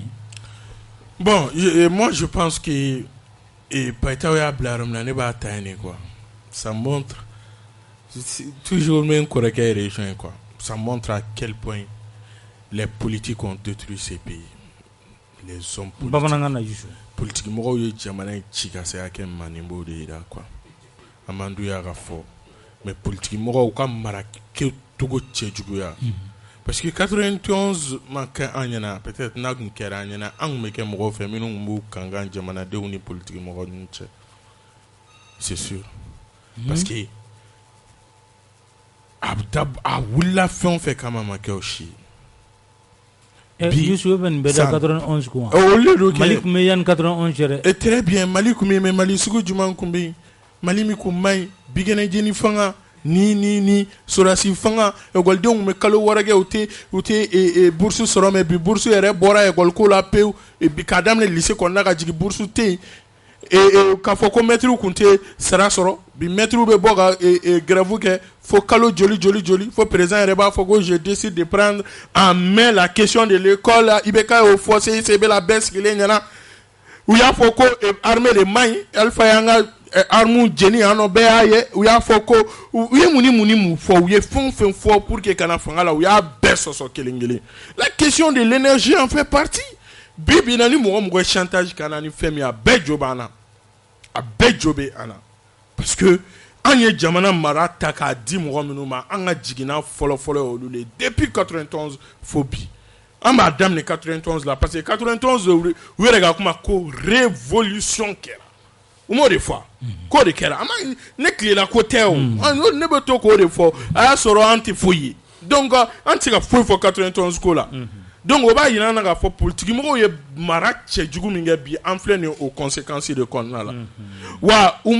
politique mɔgɔw ye bɛɛ don a da fɛ bɛɛ faral'u kan ka jamana in ci il faut le dire mais u y'u profiter jamanadenw ka faiblesse fɛ n'o ye fantanya ye n bɛ segin ka na tuguni 49 soldats in ka ko kɔnɔna la kuma sugu bɛɛ fɔra anw ɲɛna 49 soldats ko in na mais une chose est sûre jusqu'à preuve du contraire Mali ma fili ne dalen don o la quoi ni affaire in na an ma fili na an filila ne tun b'a fɔ an ka jamana ɲɛna a ye segin k'a fɔ an ka jamana ɲɛmɔgɔw ɲɛna ni antenne kelen kan a ye sigi aw ka taa yafa deli ni mɔgɔ ninnu fɛ Côte d'Ivoire fɛ a k'u ka sɔrɔdasiw d'u ma mais an ma fili Ivoiriens ko ka communiquer kɔnɔ hali sini parce que il faut que mɔgɔw ka ko dɔw jateminɛ ka tugu ɲɔgɔn na hali sini Côte d'Ivoire gouvernement ma communiquer kɛ c'est le Conseil national de la défense o de communiquer kɛ donc Côte d'Ivoire gouvernement ma communiquer kɛ o Conseil national de défense ye communiquer min fana kɛ u ko o communiquer u y'a fɔ o communiquer de kɔnɔna la ko olu nana ONU ne ka cadre kɔnɔna la en particulier NSE n'o élément d'appui mɔgɔw ye olu nana o de cadre kɔnɔna la u y'a yira k'a fɔ ko NAS mɔgɔw ko u nana olu ka cadre kɔnɔna la depuis don min na mɔgɔ ninnu minɛna fo bi fo ni kɔrɔ y'a ye dɛ NAS ka communiquer k'a fɔ ko ninnu nana olu le fɛ jɔn ka communiquer min sɔnna ka a jɔ Côte d'Ivoire sɔrɔdasiw tigiya kɔrɔ y'a ye mais an m'o si ye o tuma an b'an yɛrɛ accuser ni mun ye sisan nɔ ne ɲɛ t'o la au contraire État ivoirien de kan ka k'a yɛrɛ ɲininka n'a y'a sɔrɔ tigitigiya la ONU nin ye ko sɔrɔdasi ninnu kan na ni ne kɛra Côte d'Ivoire État ye ne bɛ n ka sɔrɔdasi bɛɛ retirer ka bɔ MINUSMA na parce que o kɔrɔ ko an ka premier ministre ye min fɔ France ma ONU na ONU fana y'o ɲɔgɔnna de kɛ Côte d'Ivoire la u y'o abandonné en plein vol k'u ka mɔgɔw u bilalen ka na u nalen kɔfɛ k'a fɔ k'a na u nalen kɔfɛ ONU ka tila ka a ban u tigiya la pour que ka bɔ kuma kɔnɔ mas n terikɛ k'a dɔn k'a fɔ ko république n'o ye Kebe ye Ras Kebe république bunne tɛ démocratie la a yɛrɛ ko ten k'an bɛ ka kuma radio la s'il te plaît sa république bunne tɛ ko de la ko parce que an tɛ démocratie kɔnɔ de a tɛ fɔ ko président de la république c'est faux parce que régime min bɛ yen bi ordre établi ye mun ye o ye élection ye régime min bɛ yen bi élection mana ni o ye o de y'a to a bɛ fɔ ko transition démocratique i b'a dɔn quoi kuma an kana mɔgɔw la fili dɛ république ye ordre établi le ka Musa Traoré to yen ordre établi min tun bɛ yen nɔ o de tun ye o wagati république ye ni jamanaden bɛɛ kun kan ka min bato n'i b'i yɛrɛ sɔrɔ république kɔnɔ ka Modibo Keyita to yen règle min tun bɛ yen jamanaden bɛɛ kun b'o de bato n'i b'i yɛrɛ sɔrɔ république kɔnɔ donc bi k'a fɔ de ko président démocratiquement élu tɛ yen ko de kama k'a tɛ fɔ ko de kama ko a tɛ fɔ ko président de la république est différent de la démocratie au contraire démocratie ye république de ye minɛn dɔ baarakɛ minɛn dɔ ye ni république bɛ se ka baara kɛ min ye n'an tun bɛ monarchie la bi an tun bɛ kɛ république de kɔnɔna la hali n'an tun bɛ anarchie la bi an tun bɛ république de kɔnɔ fanko de dɔn. ok an bɛ taa ɲɛfɛ Kebe i bɛ jumɛn faamu a ko la ani Côte d'Ivoire ta yi a bɛ ka avancer diɲɛ don o don ko bɛ négociation niveau la Lomé e b'a ye cogo di. Mas d'abord sani n ka don la fɔlɔ an t'o to yen sa ayi n tɛna taga o yɔrɔ la o république démocratie an tilala o kuma na o n'a b'a fɔ ko politique mɔgɔw c'est à dire que ko politique mɔgɔw de ye jamana in firi ale bɛ maa min jɔyɔrɔma donto bi ko k'a ka drapeau ye ko fɛn bɛɛ ka ɲi o bolo e ka régime dɔ fɔ ne ye Mali kɔnɔ depuis Soumoussa fo bi ni o ma participer aux gestions la a bɛ ka dɔ soutenir de premier ministre ka Choguel ale b'o de soutenir n'ale b'o de juguman don o ye jumɛn ye o tɛ politique ma ya bi o ye jɔn ye o tɛ premier ministre ya donc Mas n'i y'a mɛn ko jamana mara n ko politique de bɛ jamana mara c'est pourquoi chaque fois on dit aux gens ni maa ɲɔw y'u ban ka politique kɛ Malangolo b'a kɛ ka dafiri aw ɲɛna et c'est pourquoi on dit maa minnu bolo ko u ye maa tilennen ye ladirima ye u ka don politique kɔnɔ maa tilennenw b'a la o Mas maa minnu hakilila ka ɲi u ye baara kɛ ils ont fait preuve dans ce pays olu bɛ yen o voilà donc Mas ne bɛ min fɔ tout le temps depuis ni ko daminɛ fo bi ne b'o kelen de kan c'est-à-dire il faut que an bolo da an dusu la Mas ni ko in mana kɛ togo fɛn o fɛn na Mali Côte d'Ivoire jamana ninnu ye tɛ taa ka ɲɔgɔn to a bɛ Côte d'Ivoire ka fɛn dɔ gulonnen don anw na anw fana ka fɛn dɔ gulonnen don u la Mas fɛn dɔ bɛ daminɛ yɔrɔ dɔ la i t'o laban cogo dɔn ni maa donna jamana kɔnɔ avec un faux visa avec un faux passeport mas mun de bɛ kɛ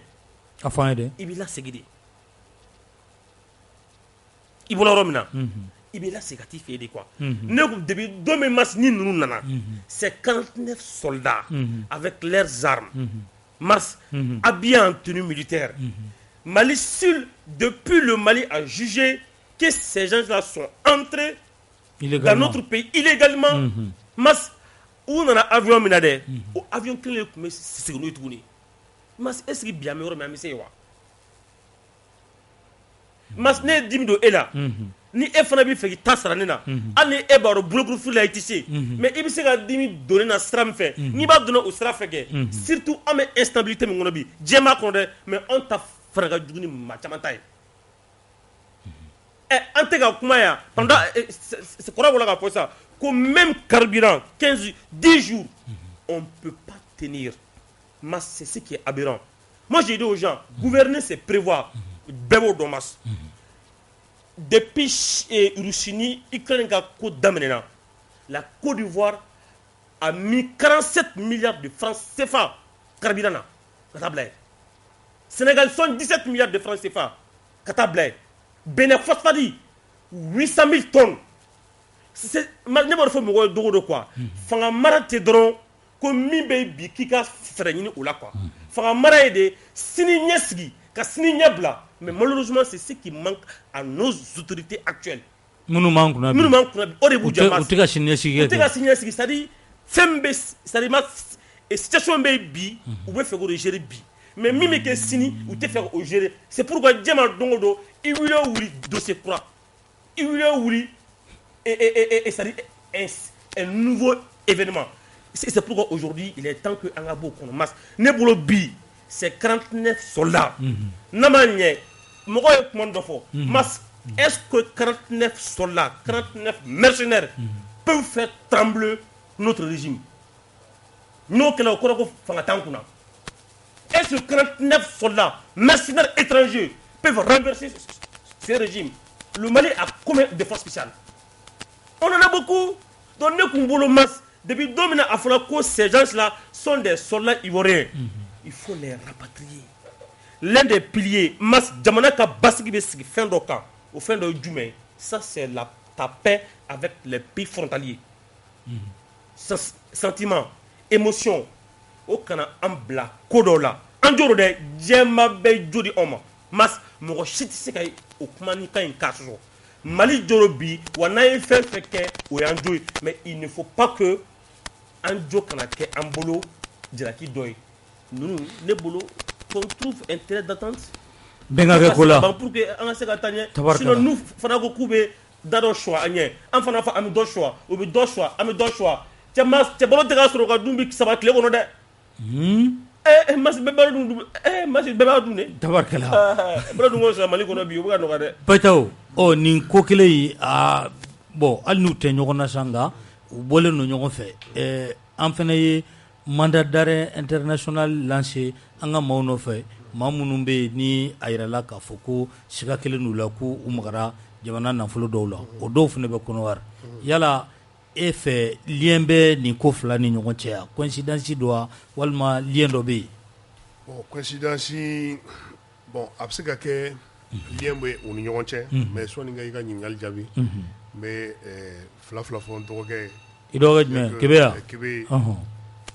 ni politique mɔgɔ ni dɔ bɛ ka f'u ma n b'a ɲini a fɛ a k'i dabɔ o kuma la parce que Mali cibaga ne t'a fɔ. Chaka do, Paul do, Burama do, Jean-Pierre do. Mali cibaga cɛ tɛ muso tɛ Mali politique mɔgɔ do. A bɛɛ b'a kɔnɔ yen. Donc ni dɔ fɔra politique mɔgɔ ma vraiment n b'a ɲini a fɛ a ka Kebe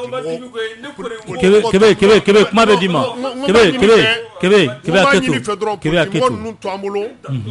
parce que 91 ne hakili b'a la 91 u ye Musa kɛlɛ u ye fɛn fila de fɔ an ye. On va améliorer les conditions des travailleurs. On va améliorer les conditions d'études.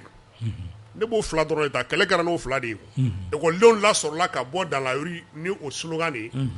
Ko UNTM donna kɛlɛ la n'o slogan de ye. Ko baarakɛlaw ka cogoyaw bɛ falen saraw bɛ caya k'u ka kalan bɛ kɛ cogoya min na o bɛ falen ka kalan kɛ ka nɔgɔya pour que kalan ka kɛ bɛɛ sago ye bɛɛ ka se ka kalan kɛ lafiya la mais bi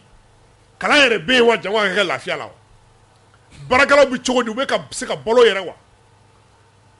toutes les entreprises d'État u y'a bɛɛ feere u yɛrɛ ma u yɛrɛ actionnaire y'a bɛɛ lajɛlen na donc n b'a fɔ dɔgɔnin Kɛmɛ ɲɛna vraiment a ka politique mɔgɔ ninnu to an bolo c'est à dire que n'an ye fɛn fɛn fɔ u ma an jo b'o la Mali politique mɔgɔ ni an bɛ jamana kɔnɔ ko hɔrɔnya ni danbetigiya bɛ yen u man k'a fɔ hali Ala ka ɲi Mali la mais mɔgɔw bɔra ka sa u nɔfɛ o a commencé san 30 an y'an kɔfilɛ an y'a sɔrɔ école t'an bolo kɛnɛya t'an bolo armée t'an bolo jamana yɛrɛ t'an bolo halisa olu de b'a la ko n'olu da t'a la k'a ma ɲi ni olu tɛ a ma ɲi i n'a fɔ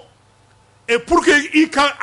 jamana maracogo ɲuman dɔn f'i ka taa Sorbonne ni Oxford de an ye école ni lycée baw de kɛ yan an ma taa yɔrɔ si mais an ka hakilila fitinin ka ɲi n'olu ta belebeleba ye donc vraiment n b'a fɔ n dɔgɔnin Kɛmɛ a ka politique mɔgɔ ninnu t'an bolo a ka u défend quoi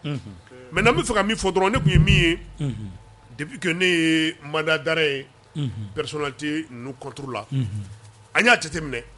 k'a fɔ o personnalité ninnu a caman bɛ yen olu bolila ka bɔ Mali la kɛrɛnkɛrɛnnenya la Cɛma Hubert ni a yɛrɛ ye communiqué kɛ ko a ma boli bon tiɲɛna ne yɛrɛ kɔni dabali banna la ale ko k'a ma boli mais depuis don min a fɔra k'a bɔra an si ma bɔcogo dɔn kuma caman fɔra la mais a don fo bi an m'a ye Mali la a don ko k'a ma boli bon an tilala k'a ye o mɔgɔ minnu i b'a sɔrɔ a y'i taama ka bɔ kɛ bon kuma caman kɔni fɔra la dɔw ko k'a bɔra katakatani na dɔw ko la je sais pas mais quand même a kɔni bɔra on sait pas par quel moyen a ko a ma boli bon maintenant le problème ni tilala ka taa tuguni ka taa Bubu lagɛ olu bɛɛ lajɛlen sera ka jamana in bila bon kumana dara ninnu kan an tilala k'a ye tuguni k'a fɔ o mɔgɔ minnu bi n'an b'a a supposer k'a fɔ olu ni Mali bɛ ɲɔgɔn na an b'a fɔ ten parce que olu de taara ko maliyɛnw ko ka falen tɛ kɛ bi a tɛgɛ sini o de olu ka slogan ye falen tɛ kɛ a ko yɛlɛma bɛ ka kɛ maliyɛn bɛ ka lafiya i sigiyɔrɔ la maliyɛn bɛ ka kalan sɔrɔ i sigiyɔrɔ la maliyɛn bɛ ka kɛnɛya sɔrɔ maliyɛn bɛ ka lakana sɔrɔ a ko k'u ma jɛn n'o ye a ko k'u ma jɛn n'o o de ye kɛlɛ o sinon n'u kun jɛra n'o hali IBK kun tɛ bi o maintenant minnu ko minnu tugura IBK kɔ k'a fɔ fɛn o fɛn ko IBK man ɲi olu ye asidiw de ye parce que u ma dɔ sɔrɔ k'a dun donc olu mɔgɔ tilancɛ de ye olu ye u taara ɲɔgɔn sɔrɔ Côte d'Ivoire an y'a ye k'a fɔ u bɛ t'u ka diɲɛ munumunu bɛɛ kɛ Côte d'Ivoire de y'u jabala ye n'u sera Côte d'Ivoire bɛ ayiwa u b'u ka kuma bɛɛ fɔ ye dɔw yɛrɛ y'i sigilen to Catiribɔla dɔw yɛrɛ y'i sigilen to Catiribɔla n b'u bonya kosɛbɛ baara don mais nin min filɛ nin n bɛ nin qualifié nin cogo de la c'est pas parce que n bɛ ka dɔgɔma se Catiribɔla ma o yɛrɛ y'i sigilen to Côte d'Ivoire k'ale ye Mali président ye o bɛɛ kɛra Côte d'Ivoire kelen na alors que an n'u ye kibaruyaw sɔrɔ k'a fɔ ayiwa a tun b'ale escorter Côte d'Ivoire jamana kan donc an y'a ye k'a fɔ mɔgɔ bɛ yen an y'o kibaruyaw bɛɛ sɔrɔ k'a tun bɛ escorter awɔ donc mɔgɔ bɛ yen ko Mali bɛ ka taabolo kura min ta ko o man di olu ye olu tun b'u ta sɔrɔ taabolo kura na n'u y'an ka miliyariw dun k'an ka fɛnw bɛɛ lajɛlen dun ka jamana in sigi a sen tabara kɔnɔ olu de taara ɲɔgɔn sɔrɔ yen bon ni situation nana bon an bɛ se k'a ye jamana ko don peut-être hali ninnu bilali k'a fɔ échange de prisonniers a b'an taw d'an ma an fana b'a taw d'an ma parce que an y'a ye k'a fɔ mandat d'arrêt dara Karimu nɔfɛ wagati min na Côte d'Ivoire député dɔ b'an fɛ yan nɔ o kun minɛna bon bɛɛ kun y'a fɔ k'a fɔ ko o ni falen bɛna kɛ ka falen ɲɔgɔn na mais o événement kɔfɛ embargo ko nana an y'a ye Alassane yɛrɛ ye dɔgɔyama caman ta ka se an ka jamana ma donc Mali autorité yɛrɛ y'o labila mais dɔrɔn n bɛ min fɔ dɔrɔn match nin bɛɛ la ni si tɛ c'est que nin fɛn o fɛn bɛ ka kɛ c'est que bi minnu nana ka ko k'u ye IBK ka fanga bin minnu y'o fɔ ni o ye an ka colonel ninnu ye ils n'ont pas été sincères est-ce que an bɛ logique min kɔnɔ an bɛ falen logique min kɔnɔ an ŋaniya ye jamana ka falen cogo min na bɛɛ ka lafiya jamana ko la est-ce que o y'olu fɛ ye parce que jɔn ye ninnu labɔ kɛrɛnkɛrɛnnenya jɔn ye Karim labɔ a ɲininkali kan ka kɛ minɛ olu de ye Karim labɔ Karim bɛ bɔ don min na a don tilema a tɔgɔ couvre-feu bɛ yen frontière bɛ datugulen don Karim bɔra cogo di on doit se poser des questions ninnu minnu tun bɛ selima yala la yan fɔlɔ sɔn'u ka bɔ Bubu yɛrɛ n'a ka campagne kɛ fo Mopti cɛma Iber yɛrɛ munumunu na ka conférence de presse ni fɛnw bɛɛ kɛ transition ta ko fɔlɔ la a yɛrɛ conférence de presse kɛ a don ne yɛrɛ dabali banna ko olu bɛ transition soutenu ko transition ye bɛɛ jɛ ye a don ne tun bɛ yen ne ye question posé a kunna n ko mais n ko ne tɛ se k'a faamu e tun bɛ IBK kɔ kunun mɔgɔ minnu IBK bi k'e b'olu soutenu ko transition ye bɛɛ jɛ ye maintenant fo an ka hɔrɔnya kɛ politique la dɔɔni o tun bɛ yan o ye selima yalaw bɛɛ kɛ yan donc Igor tun bɛ yan olu yɛrɛ y'u da don hali URD kɛlɛ ni fɛnw bɛɛ la u taara mais moi je peux pas comprendre on laisse d'abord u bɛ bɔ ka mandat d'arrêt k'u kan mais finalement je sais pas on joue de quoi finalement maintenant problème ye min ye c'est que jamana bɛ minnu bolo bi fo u ka kile ka sira kelen ta anw ye bon maliyɛnw a ko falen min tiɲɛna an yɛrɛ ŋaniya o falen an ŋaniya o falen o ŋaniya o baara kan ka daminɛ yɔrɔ min na o baara bɛ daminɛ yen sinon sincèrement an kana ɲɔgɔn nɛgɛ ko in bɛɛ lajɛlen bɛ ka munumunu fanga bɛ minnu bolo bi n'o ye sɔrɔsilakaw ye u tilelen tɛ wa u ŋaniya tɛ falen ka na oui mais non mais san fila kɔfɛ i bɛ ka binnen an tɛ se k'a mɛn ko recrutement lankolon bɛ kɛ o i bɛ ka binnen kɔfɛ san fila an tɛ se k'a mɛn ko sɔrɔsiw tɛ ta tacogo la an tɛ se k'a mɛn ko yurugu-yurugu bɛ ka kɛ halisa an tɛ se k'a mɛn ko dossier dɔ gere miliyariw ko o contrat bɛ passer mais an bɛ yɛlɛla jɔn na jɔn bɛ ka yɛlɛ jɔn na sisan Malikura ko nkalon b'a la mais non jamana bɛ minnu bolo bi u b'u k'u ka mɔgɔw de placer et c'est ça la réalité bon nin bɛɛ ye juste ka fɛn dɔ fɔ dɔrɔn k'u tɔgɔ bɔ mɔgɔw da c'est comme ça que moi je vois tout ça nin fɛn o fɛn bɛ ka kɛ an y'a ye Bobo y'u minɛna ka don kaso la ni filiw ni fɛnw mais fo bi a kuma bɛ min a kuma bilala olu kɔni bɛ kaso la fɔlɔ a kuma bilala enquête bɛ min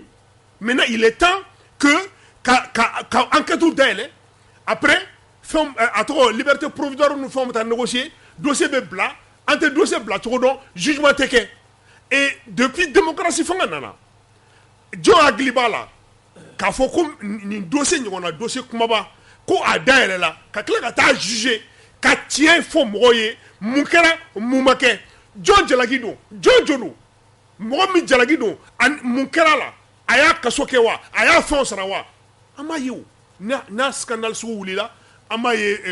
c'est à dire que kalo kelen kalo fila an b'o kɛ fɛn na a tigilamɔgɔ bɛ taa kaso la a bɛ dɔɔnin kɛ a bɛ da ka sunɔgɔ clim ni fɛnw kɔrɔ sɔɔni fɛn dɔ bɛ arranger ko liberté provisoire an bɛ tila ka mɛn tuguni ko dossier banna o tigilamɔgɔ o bɛ tila ka ministre o bɛ pan o bɛ kɛ député o bɛ taa kɛ mais finalement on est dans quoi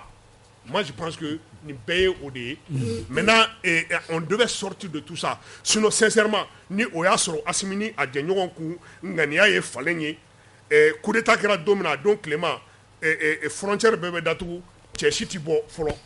dossier bɛ yen a dossier bɛɛ ta mais ninnu tɛ se ka kɛlɛ kɛ o ma a kana digi maliyɛnw na parce que an bɛ ka système min kɛlɛ an bɛ ka système min dénoncer olu y'o système fruit de ye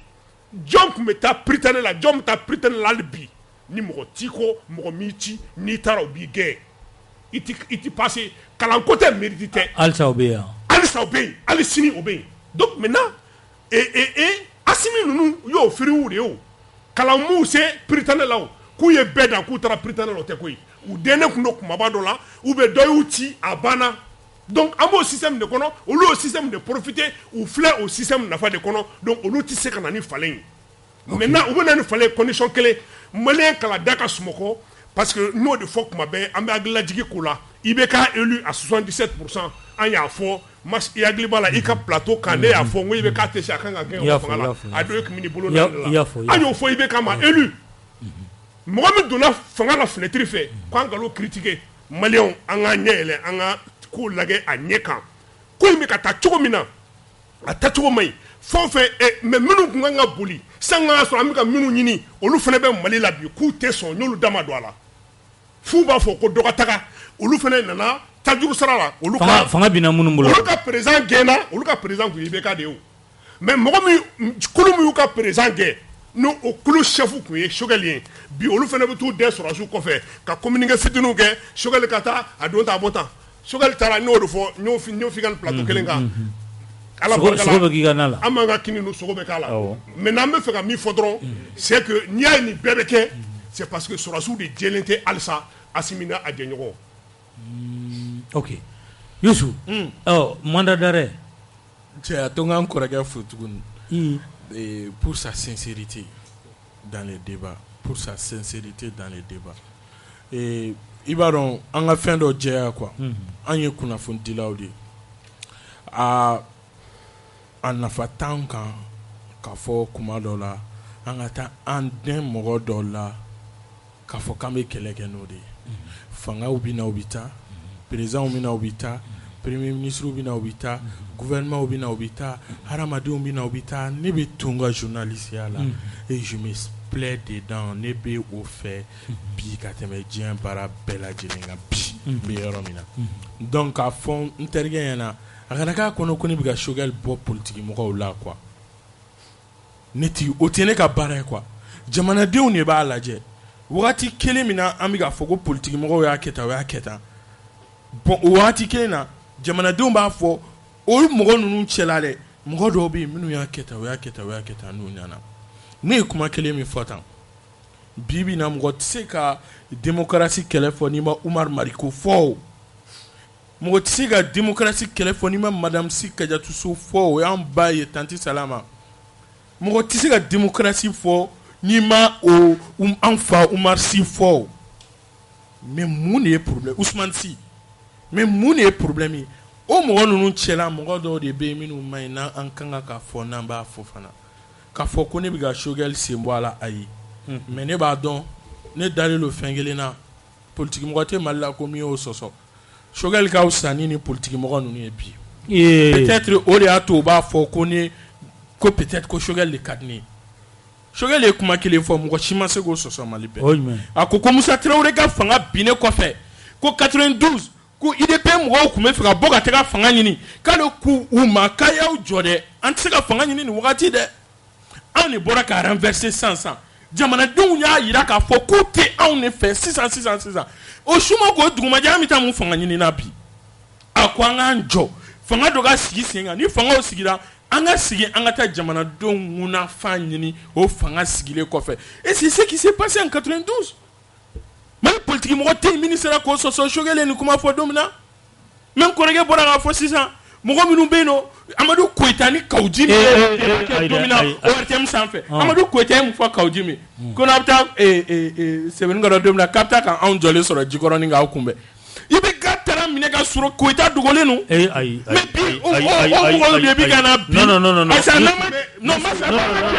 an b'u ye o mais an ka tiɲɛ ye o an bɛ Masuma ye o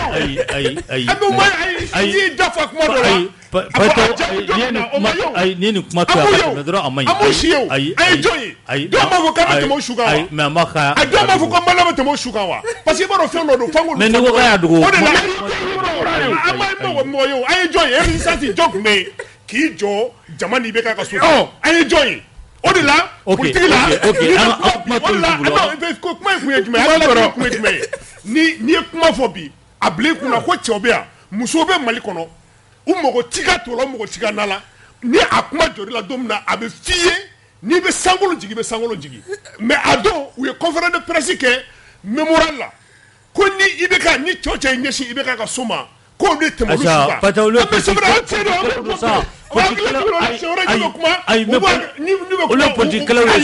politique yɛlɛ dɛrɛ parce que ni maliyɛnw de wulila politique ko tun tɛ société civile b'a la maliyɛn bɛɛ b'a la et bɛɛ b'a dɔn a wagati k'a fɔ maliyɛnw tun bɛ ka faga ça n'allait pas du tout maliyɛnw wulila i ko cɛ kelen ko jamana bɛ ka mara cogo min na a mara cogo man ɲi maintenant ni n'olu kun farala mɔgɔw kan olu de tun bɛ i bɛ ka nagakɔrɔ a tun b'olu de lamɛn a kun sɔnna olu de ye k'a fɔ président tiɲɛ na jama bɛ ka min fɔ avec tout le respect k'a fɔ cogo ɲuman ɲini k'a fɔ président ye an ka jamana in taacogo falen san sɔrɔ a tɛ yan mais n ko foyi t'a la ko minnu bɛ k'a fɔ bi ko i bɛ ka fanga bila ko kɔngɔ de b'u la.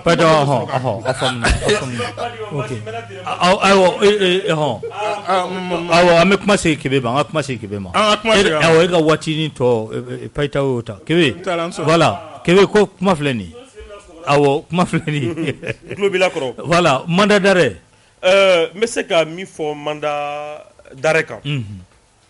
mas i b'a dɔn ne ye nin kuma fɔ a ma mɛn kosɛbɛ ne ko n ko nin tɛ fosi ye c'est juste pour faire endormir la conscience ka mɔgɔw lasunɔgɔ wa ka mɔgɔw lasunɔgɔ munna patɔ y'a fɔ ninnu ma bɔ bɛɛ ɲɛna yan u bɔra bɛɛ ɲɛna yan o mas mandat u d'arrêt b'a dɔn nasira mandat mun d'arrêt nɔfɛ don mandat d'arrêt don o tɛ o convocation don o tɛ o u ti nana c'est pour faire endormir la conscience du peuple mas u tɛ na n ko de mas an bɛ système min kɔnɔ tant que n'an ma bɔ o kɔnɔ mas an bɛ nin san 2 tɔ laban bɛ kɛ pupapu de la kuma dɔrɔn foyi ti kɛ bilen kiri ka bɔ mɔgɔ minɛ na mas kiri ka maaw kiri sariya b'o de kan mas sariya tɛ maa minɛ kama o sariya bɛ kiri de o mais n'a fɔra dɔrɔn mandat de dépôt mandat d'arrêt mandat de dépôt mandat d'arrêt maaw bɛ minɛ u tɛ juger u bɛ tila ka bila maaw bɛ minɛ u bɛ sa kaso la maaw bɛ minɛ u bɛ bɛna kaso la maaw bɛ minɛ u tɛ juger u bɛ bila sariya kun y'o de ye wa kiri ka waati ni maaw ka waati tɛ kelen mas o kumana o fo waati jumɛn fo waati jumɛn mas donc c'est pour dire que an bɛ lahala min kɔnɔ bi mas Mamadou Igor Boubou Cissé Babali Ba ani Cɛman Iber mas i b'a dɔn min bɛ ka ne dabali ban nin bɛɛ i b'a dɔn wa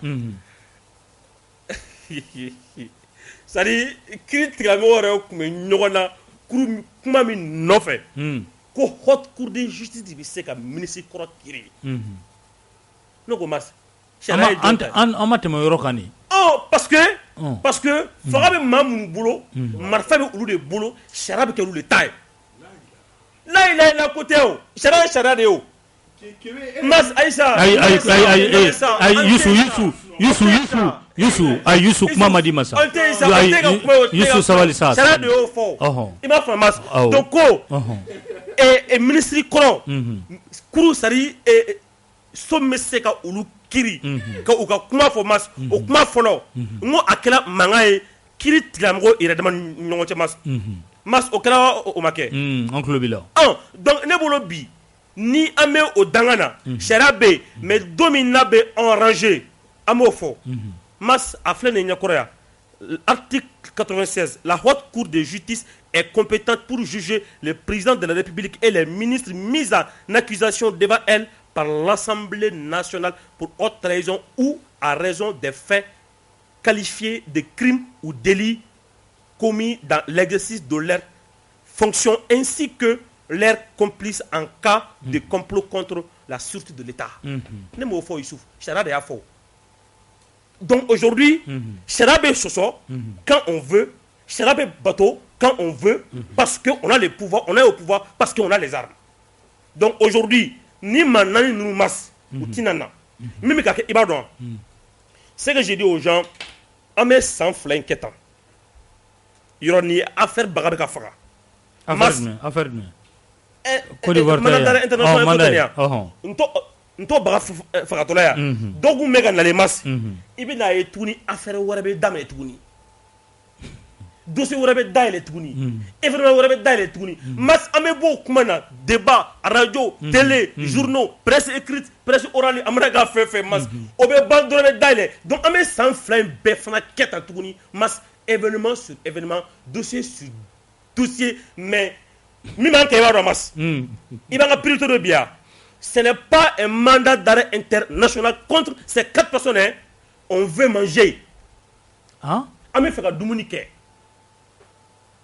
min b'an kɛ i b'a dɔn u k'a fɔ an ye si l'État n'a pas de liquidité ni wari t'u bolo u k'a fɔ an ye an bɛ fɛ u k'a fɔ mais ne m'a fɔ ye sisan n ko Benin taara 800 000 tonnes de phosphate engrais mas tamati ka gɛlɛ bi mɔgɔ bɛ k'a fɔ ko jaba bɛ sɛnɛ an fɛ yan tomati bɛ sɛnɛ an fɛ yan a ta bɛ ka gɛlɛ masi ne bɛ sugunikura la mais n bɛ taa n ka tomati ta ba kɔfɛ sotramatigi ye dɔ fara pase kan katakantigi ye dɔ fara pase kan ne bɛ n'o feere e bɛ fɛ ne k'o feere joli la tuguni fɛn bɛɛ engrais de o engrais tɛ ka sɔrɔ engrais prix ma caya bi yan ni n ye bɛnɛ f'i ye parce que mara ye de ɲɛbila de an bɛ fɛ ka ɲɛbilali de kɛ fɛnw bɛ ka yɛlɛ fɛnw bɛ ka grimper mas diɲɛ ordre mondial de dɛ gɛlɛya min bɛ bi c'est international mais an ta fana ka jugu n'a bɛɛ de ye on veut avoir des solutions dans ces crises mais pas ka na don o don mana dare mɔgɔ mun tɛna na i m'a faamuya donc ka bɔ kuma na dɔrɔn k'a fɔ i kɔrɔkɛ de don ne voilà voilà donc ka bɔ kuma na k'a fɔ qu'on sorte de cette diversion mas le temps presse ka taa baro ka daminɛ joona ka taa ko baro ka daminɛ joona mas u ka subvention kɛ wari tɛ u to k'o fɔ an ye u k'a fɔ mɔgɔ ni ne bɛ yen mais u tɛ fɔ o de k'a fɔ mas juru min taara banque misɛnninw bolo banque misɛnninw ka juru minnu bɛ yen mas n'a tɛ se ka sara mais fɛɛrɛ ka ɲini a la entre nous maliyɛn liquidité ka sɔrɔ wari ka sɔrɔ a ka don million da fɛ pour que an ka se ka balo cɛ n y'a fɔ ɲa bɛ segin a kan maa bɛ san mugan kɛ guerre la mais jamana si tɛ se ka kalo 2 kɛ kɔngɔ na mas tabarikala Payitaw ni Payitaw jɛra n'a ye n'o tɛ ale ka waati de don voilà voilà merci kɔrɔ mas mais i b'a dɔn e ka hali a fɔ ko n terikɛ Kebe k'a ka segin article in kan siɲɛ 100 a t'a sɛbɛnnen a fan si fɛ article min fɔ haute cour de la justice la a t'a sɛbɛnnen a fan si fɛ ko ni haute cour de la justice tɛ ko foyi wɛrɛ tɛ se ce n'est que la haute cour o t'a kɔnɔ la haute cour de justice est compétent o de b'a kɔnɔ tubabukan de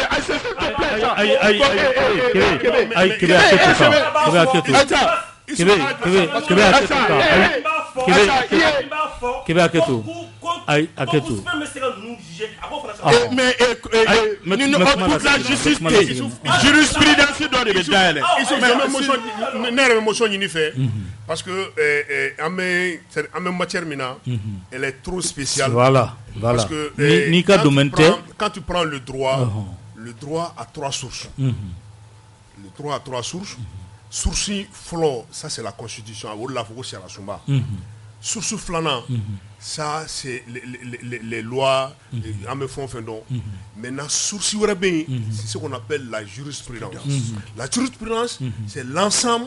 des jugements rendus par les tribunaux ni ko in kɛra a tɛ sariya kɔnɔ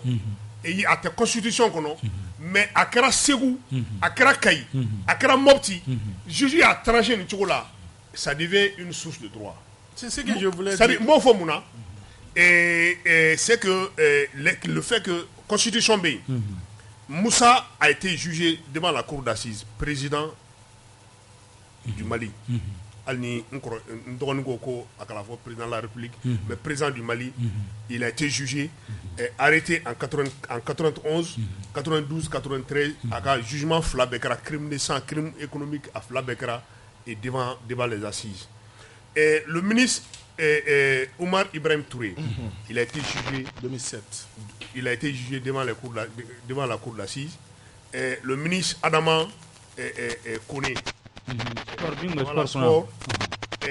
au Kaboui, parce que en la droit que drone ni kuma paiement, mais au Roni. Parce que l'absence d'une juridiction l'absence d'une juridiction ne veut pas dire que crime mikara ko crime te bi haute cour de justice a été mais et pourtant crime constatera qu'à crime era donc en bas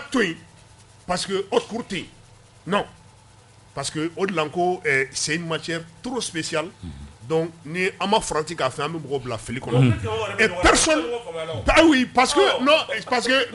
bébé chacun parle au gré de ses intérêts. Et Anyaye fait Oumar H, ancien ministre,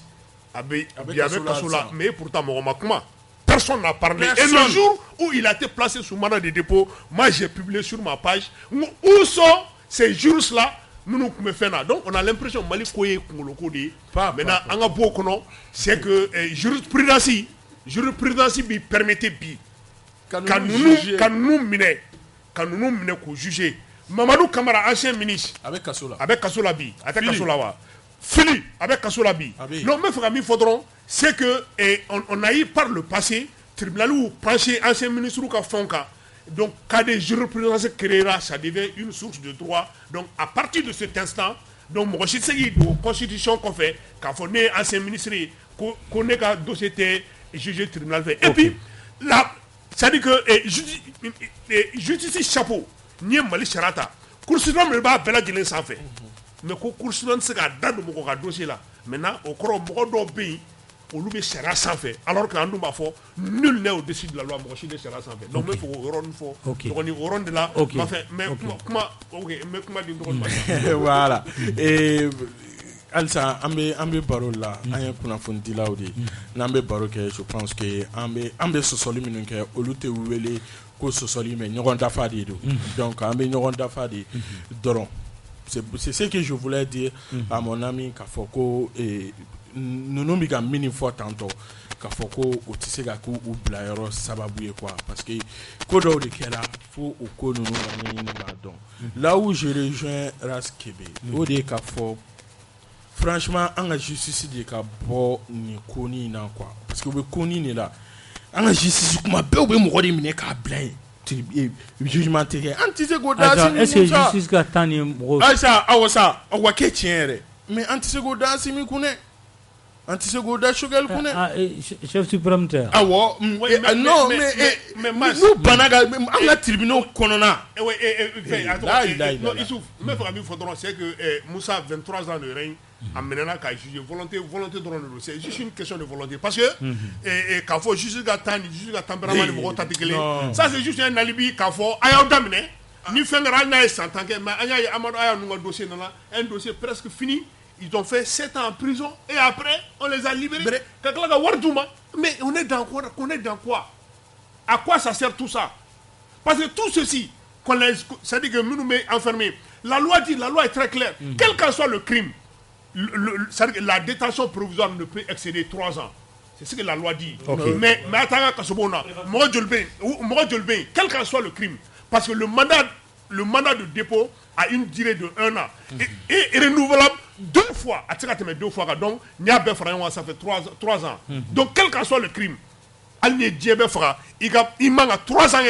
il m'a jugé qui fixe le sort là. Mais attends que ce moment,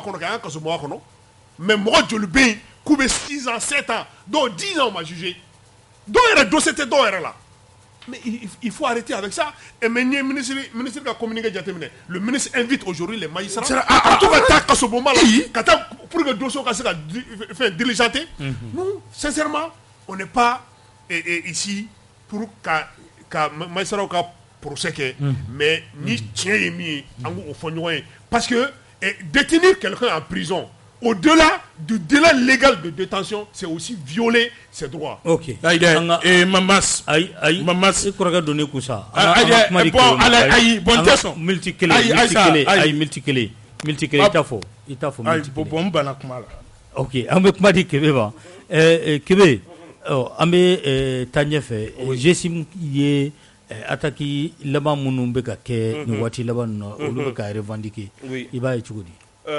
C'est inquiétant. Avec Masra, avec Madja Papa. Il faut se dire la vérité à Mas. Il m'a avec Watini Bon, Djougouye tactique changé. Où y a quel est Toya, où y a Baelema. Follow Ituma Meubena, quand attaqué. Au groupe, ou Jamakulu, ou Bena, avec un affrontement, avec un échange de tirs.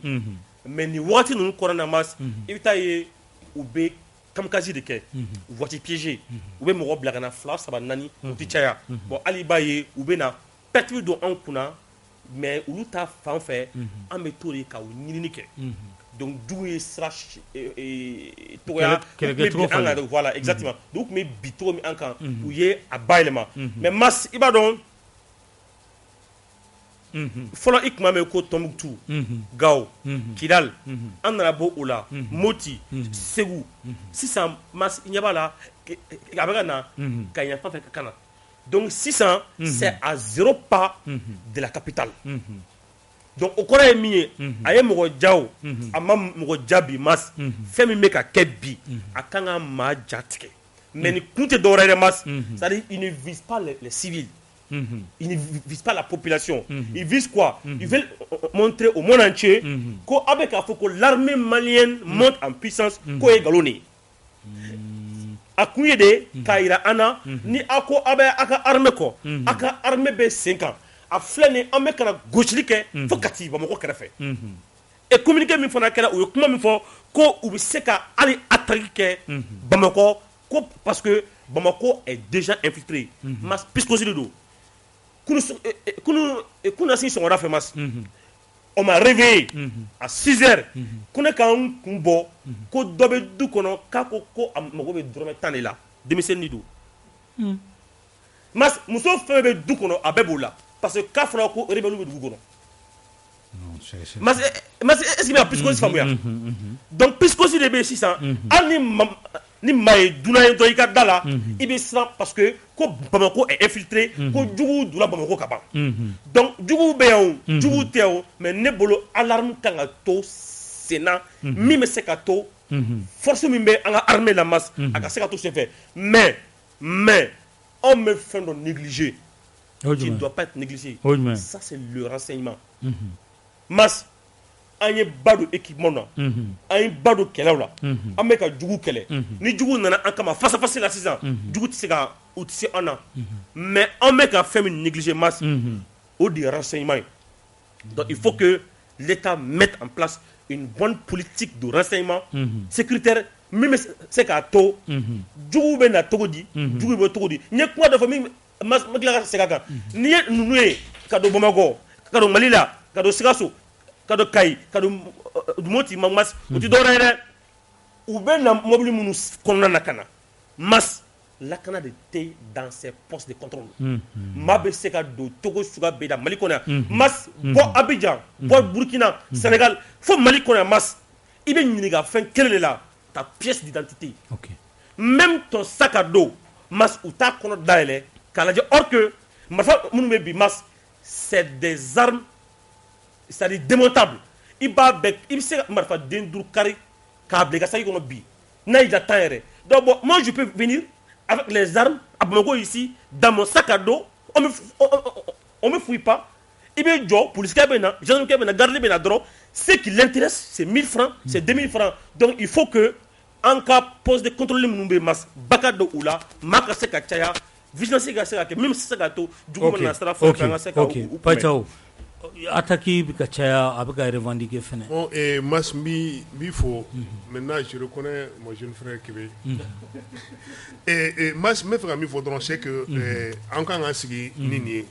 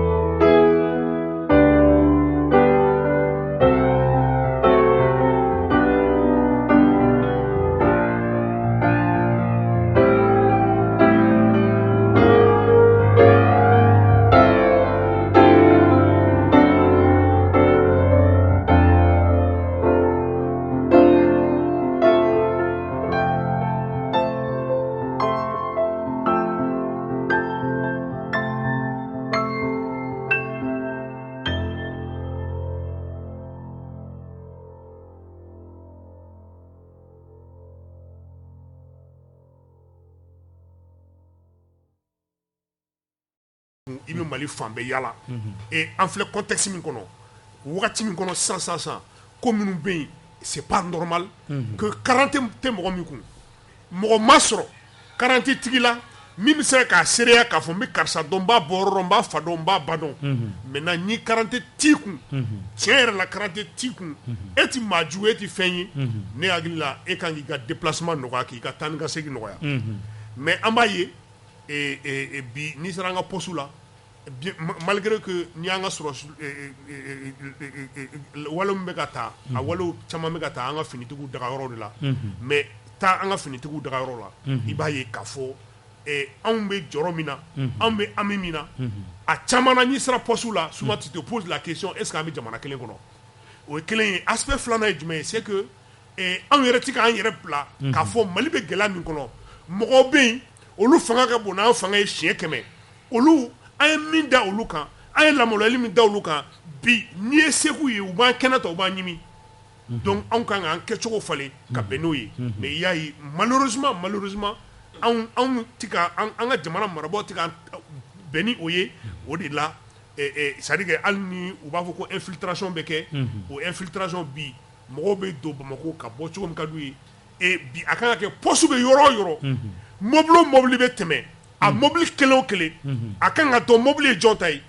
jɔn bɛ mobile kɔnɔ mɔgɔ joli don u bɔra min u bɛ taa min u bɔra yɔrɔ min na u ye tile joli kɛ ye u bɛna taa yɔrɔ min na u bɛ tile joli kɛ ye mais n'a y'o daminɛ sisan i bɛ tila k'a ye kɛmɛ terikɛ politique mɔgɔw bɛ tila ka teriw politique mɔgɔw bɛ tila k'a fɔ ko on est dans un état policier mais an filɛ yɔrɔ min na critique bɛɛ kɔfɛ on doit être dans un état policier i man ka yala tuguni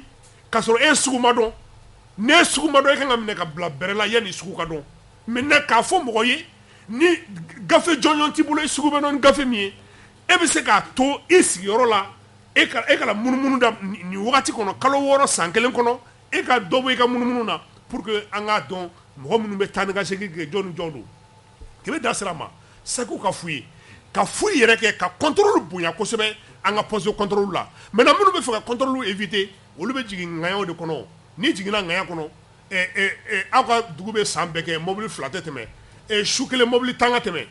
mais hali ni i ma taa mɔgɔ min tɛ misiw minɛ yɔrɔ la ko jifilen kɔni tɛ yen donc ni mobile 10 tɛmɛna su kelen e kan k'a dɔn ko ninnu bɛ ko dɔ la donc gidɔrɔn filɛ an fɛ ka gidɔrɔn bila kilomètre 1 a mobile 10 ka tɛmɛ ɲɔgɔn kɔ donc an bɛ weleli kɛ a mobile 10 kɔni tɛmɛna an t'a dɔn u ŋaniya kɔni ye min ye u bɛ ka taa u bɛ ka bɔ Isubugu la ka taa Kɛbɛbugu la donc moi je pense que o la mɔgɔ bɛ se ka fɛn kɛ mais ni poste yɛrɛ kɛra c'est-à-dire batɛmɛ sira ye mɔgɔ bɛ don u bɛ bɔ cogo min ka d'u ye e bɛ taa fɛn kɔnɔ pièce tɛ mɔgɔ minnu kun ayiwa a ye 200 di ka na mɔgɔ jumɛn don Paul don Saka don Burama don Bokar don e t'o dɔn maintenant u bɛ 200 di u bɛ tɛmɛ ni wari b'u kun u bɛ se ka ta Mali kun dɔn fo kun dɔn vraiment an kan ka bɔ o posture ninnu kɔnɔ. Ok Youssou. Bon je pense que n bɛ Kɛbɛ ni Payitaw bɛ région o yɔrɔ la k'a fɔ an ka finitigilakaw u k'u yɛrɛ lakana fɔlɔ parce que an bɛ ka fɛn fɛn fɔ tantɔ u ka poste la u ka contrôle kɛ u ka nin kɛ a b'olu yɛrɛ de fɔlɔ lakana yanni lakana ka se min ye anw ma mais Mas n'i ye kuma di yan nɔ i b'a to n bɛ kuma ne bɛ segin ka na thème tɛmɛnen kɔnɔna la n bɛ kuma min fɔ o yɔrɔ la ka nɔgɔ bɔ a la pewu parce que Kɛbɛ a l'habitude maintenant k'a fɔ ko ne bɛ ka mɔgɔ min ka kuma ta il a l'habitude de le faire je vais le dire tout simplement k'a fɔ ni ne ye militant ye moi je suis militant des droits de l'homme ni ne ye militant ye moi je suis militant de la bonne gouvernance ni ne ye militant ye ni ne y'a ye k'a fɔ Youssouf ka conviction karisa bɛ k'a ta ba la ne b'i dɛmɛ i ka baara kɔnɔna la mais mɔgɔ tɛ yen peut-être mɔgɔ dɔ de bɛ sɔrɔ yen minnu bɛ ka ne hakilinata n'a bɛ ka baara kɛ n'o ye bi mais mɔgɔ tɛ yen k'a fɔ ko o de bɛ ka ne hakilinata ko o falen ne tɛ yen hakilinata bɛrɛ bɛn ni i ta ye e de b'i ka baarakɛta n'o o bɛnna ni ne hakilinata ye ne b'i dɛmɛ i ka o baara kɔnɔna la et je pense que o yɔrɔ la Kɛbɛ bɛ ka fili parce que pour lui ale bɛ premier ministre détester je le dis comme ça fo yɔrɔ min na je le dis comme ça a y'a fɔ sisan ko ne b'a fɛ e ma e fɔ mais a bɛ ne détester ale bɛ premier ministre détester Mas ka se fo yɔrɔ ma ale bolo ko ne fana b'a premier ministre fɛ ka se fo o yɔrɔ de ma quoi c'est là où il se trompe an bɛ baara de fɔ an bɛ ka baara de fɔ an ɲɛ bɛ fɛn min na an bɛ ka o de fɔ n'i ko ko a tɔgɔ justice bɛ k'a ka baara kɛ kumana min na ko nin tape à l'œil justice bɛ k'a ka baara kɛ kumana min na o wagati kelen n kun bɛ fɛ ka mɔgɔ hakili lajigin o de la n'i ye kuma minɛ na Payitaw ye ministre ka communiqué min bɔ c'est tout ce que le gouvernement peut faire k'a fɔ procureur ɲɛna k'a fɔ surtout juge ɲɛna a ye taa yan fɛ a ka taga kasobonba la a ka taa lajɛ mun de bɛ yen. Et au-delà de ça, en BAYA, on a ordonné au procureur d'arrêter Bakary Togola. L'affaire Bakary Togola. À la bana mouma. Juju m'a fait, Koumami, a fora comme il fera, Bakary Togola, Djobola, Djotola, hôtel, oui, procédure les fins qu'a fait annuler. Ni procédure fait qu'a annulé. A te n'amanya audie, critique la ma, a te procédure courant là-bas, en doundale le là. Nous pouvons assimiler bien habitat. A ti ka Jiji n'a pas rebuté une rona. Shogel bina habita ka juji na ga robutu nyongona ka soge bina habita be bon ministère la ka soro juji na ga robu fima be nyongona mais au-delà de ça ka fodi ko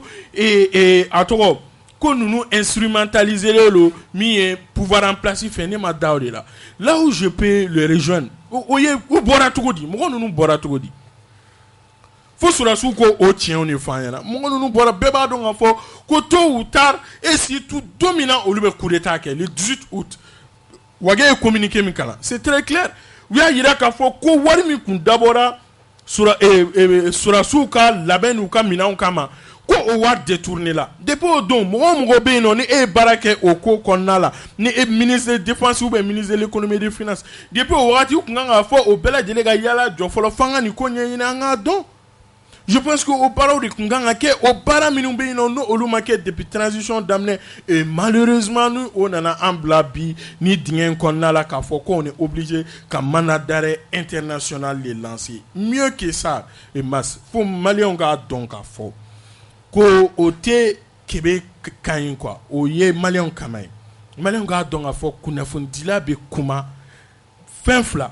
Nyebe fin de la kuna foni yeniye. Nyebala ka fɔ masibi ka n bila o ye kunnafoni ye n bɛ o di kunnafonidila ka baara dɔ fana ye n dalen lo nin fɛn in na ne dalen lo a la n b'a dɛmɛ a bɛ se ka kɛ ka ɲa cogoya min na ou bien n dalen t'a la fiyewu n b'a kɛlɛ a bɛ se ka bɔ yen cogoya min na o ye kunnafonidila ka baara dɔ ye c'est ce qu'on nous a appris à l'école de journalisme parce que nous sommes passés par l'école de journalisme an bɛ bɔ nin kuma na ni min ye o de ka fɔ finitigilakaw ye. Olu mana dɛmɛ o dɛmɛ kɛ u bɛ dɛmɛ kɛ ka u yɛrɛ de dɛmɛ fɔlɔ malidenw kana sɔn i b'a fɔ Kebe y'a fɔ cogoya min na il faut que bɛɛ ka kɛ relais i ka yɔrɔ la au-delà de l'information fo kunnafoni fɛn fana ka se ka o message véhiculer ka ɲa k'a fɔ jamanadenw ɲɛna masse k'a fɔ ko ça ne va pas an bɛ gɛlɛya de kɔnɔna la gɛlɛya min don a bɛ se ka bɔ e ka so a bɛ se ka bɔ ne ka so a bɛ se ka bɔ an bɛɛ lajɛlen kɛrɛfɛ bɛɛ k'i kɔlɔsi kɛrɛfɛla la ka sɔrɔ a ma kɛ pisiko sugu dɔ ye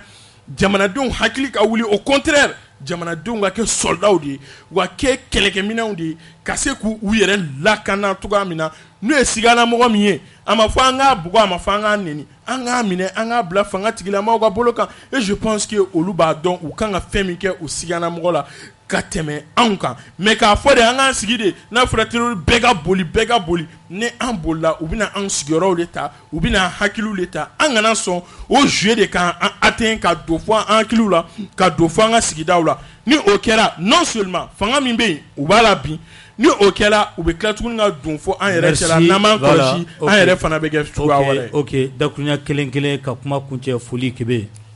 Mas min fɔ il y a des gens journalistiques et édito B, il y a l'analyse, il y a les biais. Ibiga Akilna dit ou nous fait. Il y a des façons aussi d'apprendre le journalisme. Soit tu apprends le journalisme dans une école de journalisme ou tu apprends le journalisme dans l'État. Encore moi, je suis journaliste à Clanquet. Mais aujourd'hui, moi, je suis journaliste reporter d'image. Journaliste reporter d'image. Et je forme les gens aussi dans ce sens. JRI. Voilà, JRI. Je suis JRI. Et je forme aussi beaucoup de jeunes en JRI. Je donne des masters de classe, je donne des formations. Voilà. J'anime des conférences. Moi, j'ai animé une conférence dans l'école supérieure de journalisme ici au Mali. Tabarkala. Voilà. Donc ça, c'était juste pour ça. Mifomas, quand vous le blâmez, Kananga Akina dit, au famo. Afo Youssouf Koningo ko Périnusiga Moroko à Kanatoro. mais ne ka kɛlɛ min ye dɔrɔn u bɛ fɛ ka min kɛ ka Choguel ta ka ko ka mamu k'a kɛ i n'a fɔ ko depuis Ala y'a da a ma participer gestion depuis Ala y'a da ko ma tilennen don ma jɛlen don ma barakɛla don ni jamana in cila n'i ye politigima fɛn fɛn tɔgɔ fɔ Mas ni panna Choguel kunna c'est ce qu'on appelle c'est-à-dire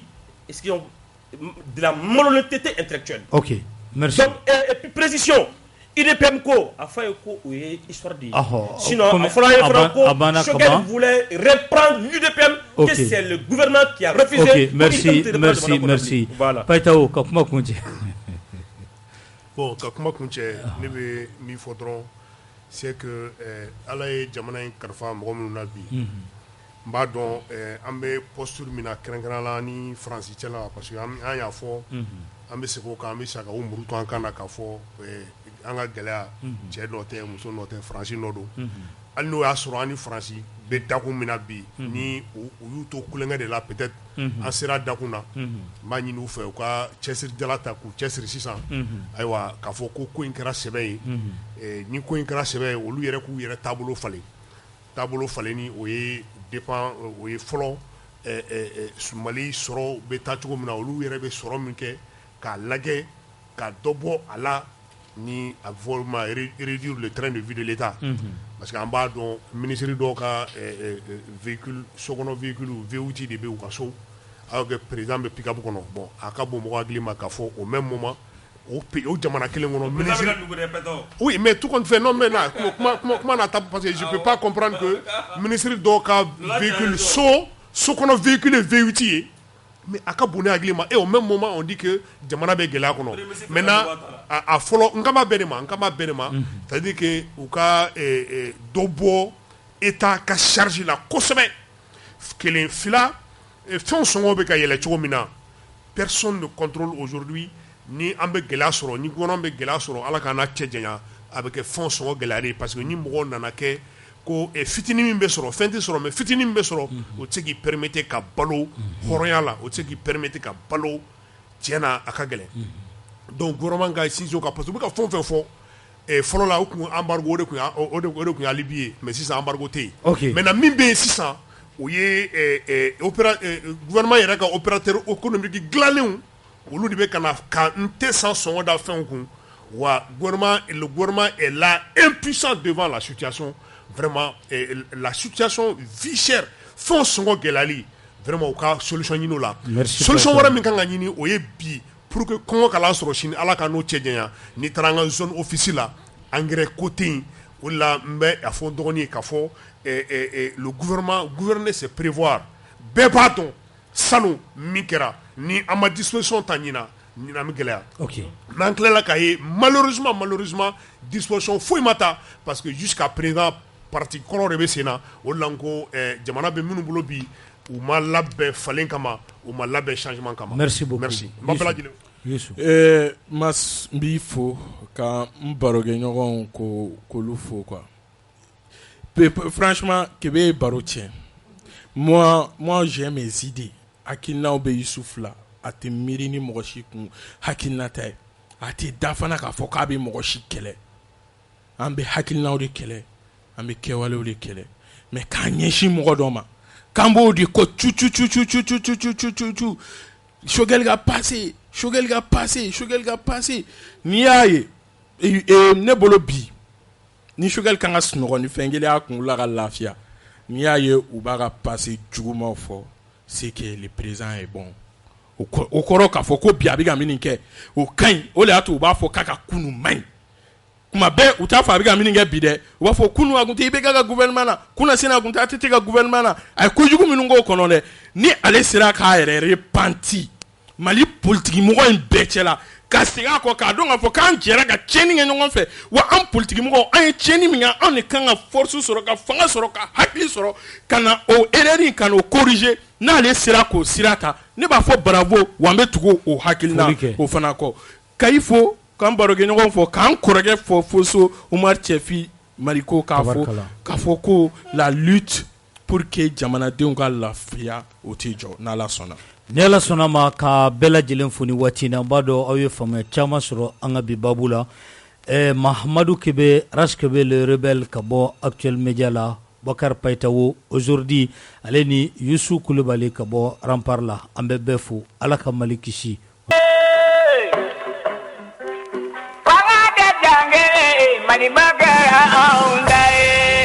La radio Peace FM.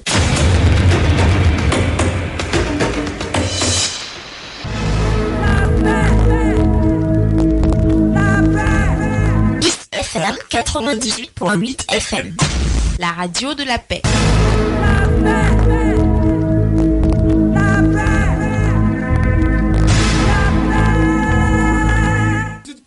Point 8. Oh, 98 point. Aïe, 98 point 8. Yaoudou, allez radio soa. Ah oui. Avec trop banana beaucoup de là. Ate beaucoup là. Ah oui. Ni tarain. Radio Peace FM. Aïe, damu dandedo. Wa niba la me. Aïe, ubi kuna fole ka misiki duman ki kun atla ki hakli la yala. Ibe boya fole Ameriki. Aïe na bode ko. Seko ni dongo o sea bubulo o dongo bubulo. Aya mariale du bulo. Radio Peace FM. Ala ka balo. Kami. Wallahi. No mali le wote. Parce que c'est ça. aw tulo garisɛgɛ kɛra kunnafoni la kumaba minnu ye maliweb.net sanfɛla la o de ye nin ye ni ala ma an ka jɔnya jɔn an na a kan an bɛɛ kunnafoni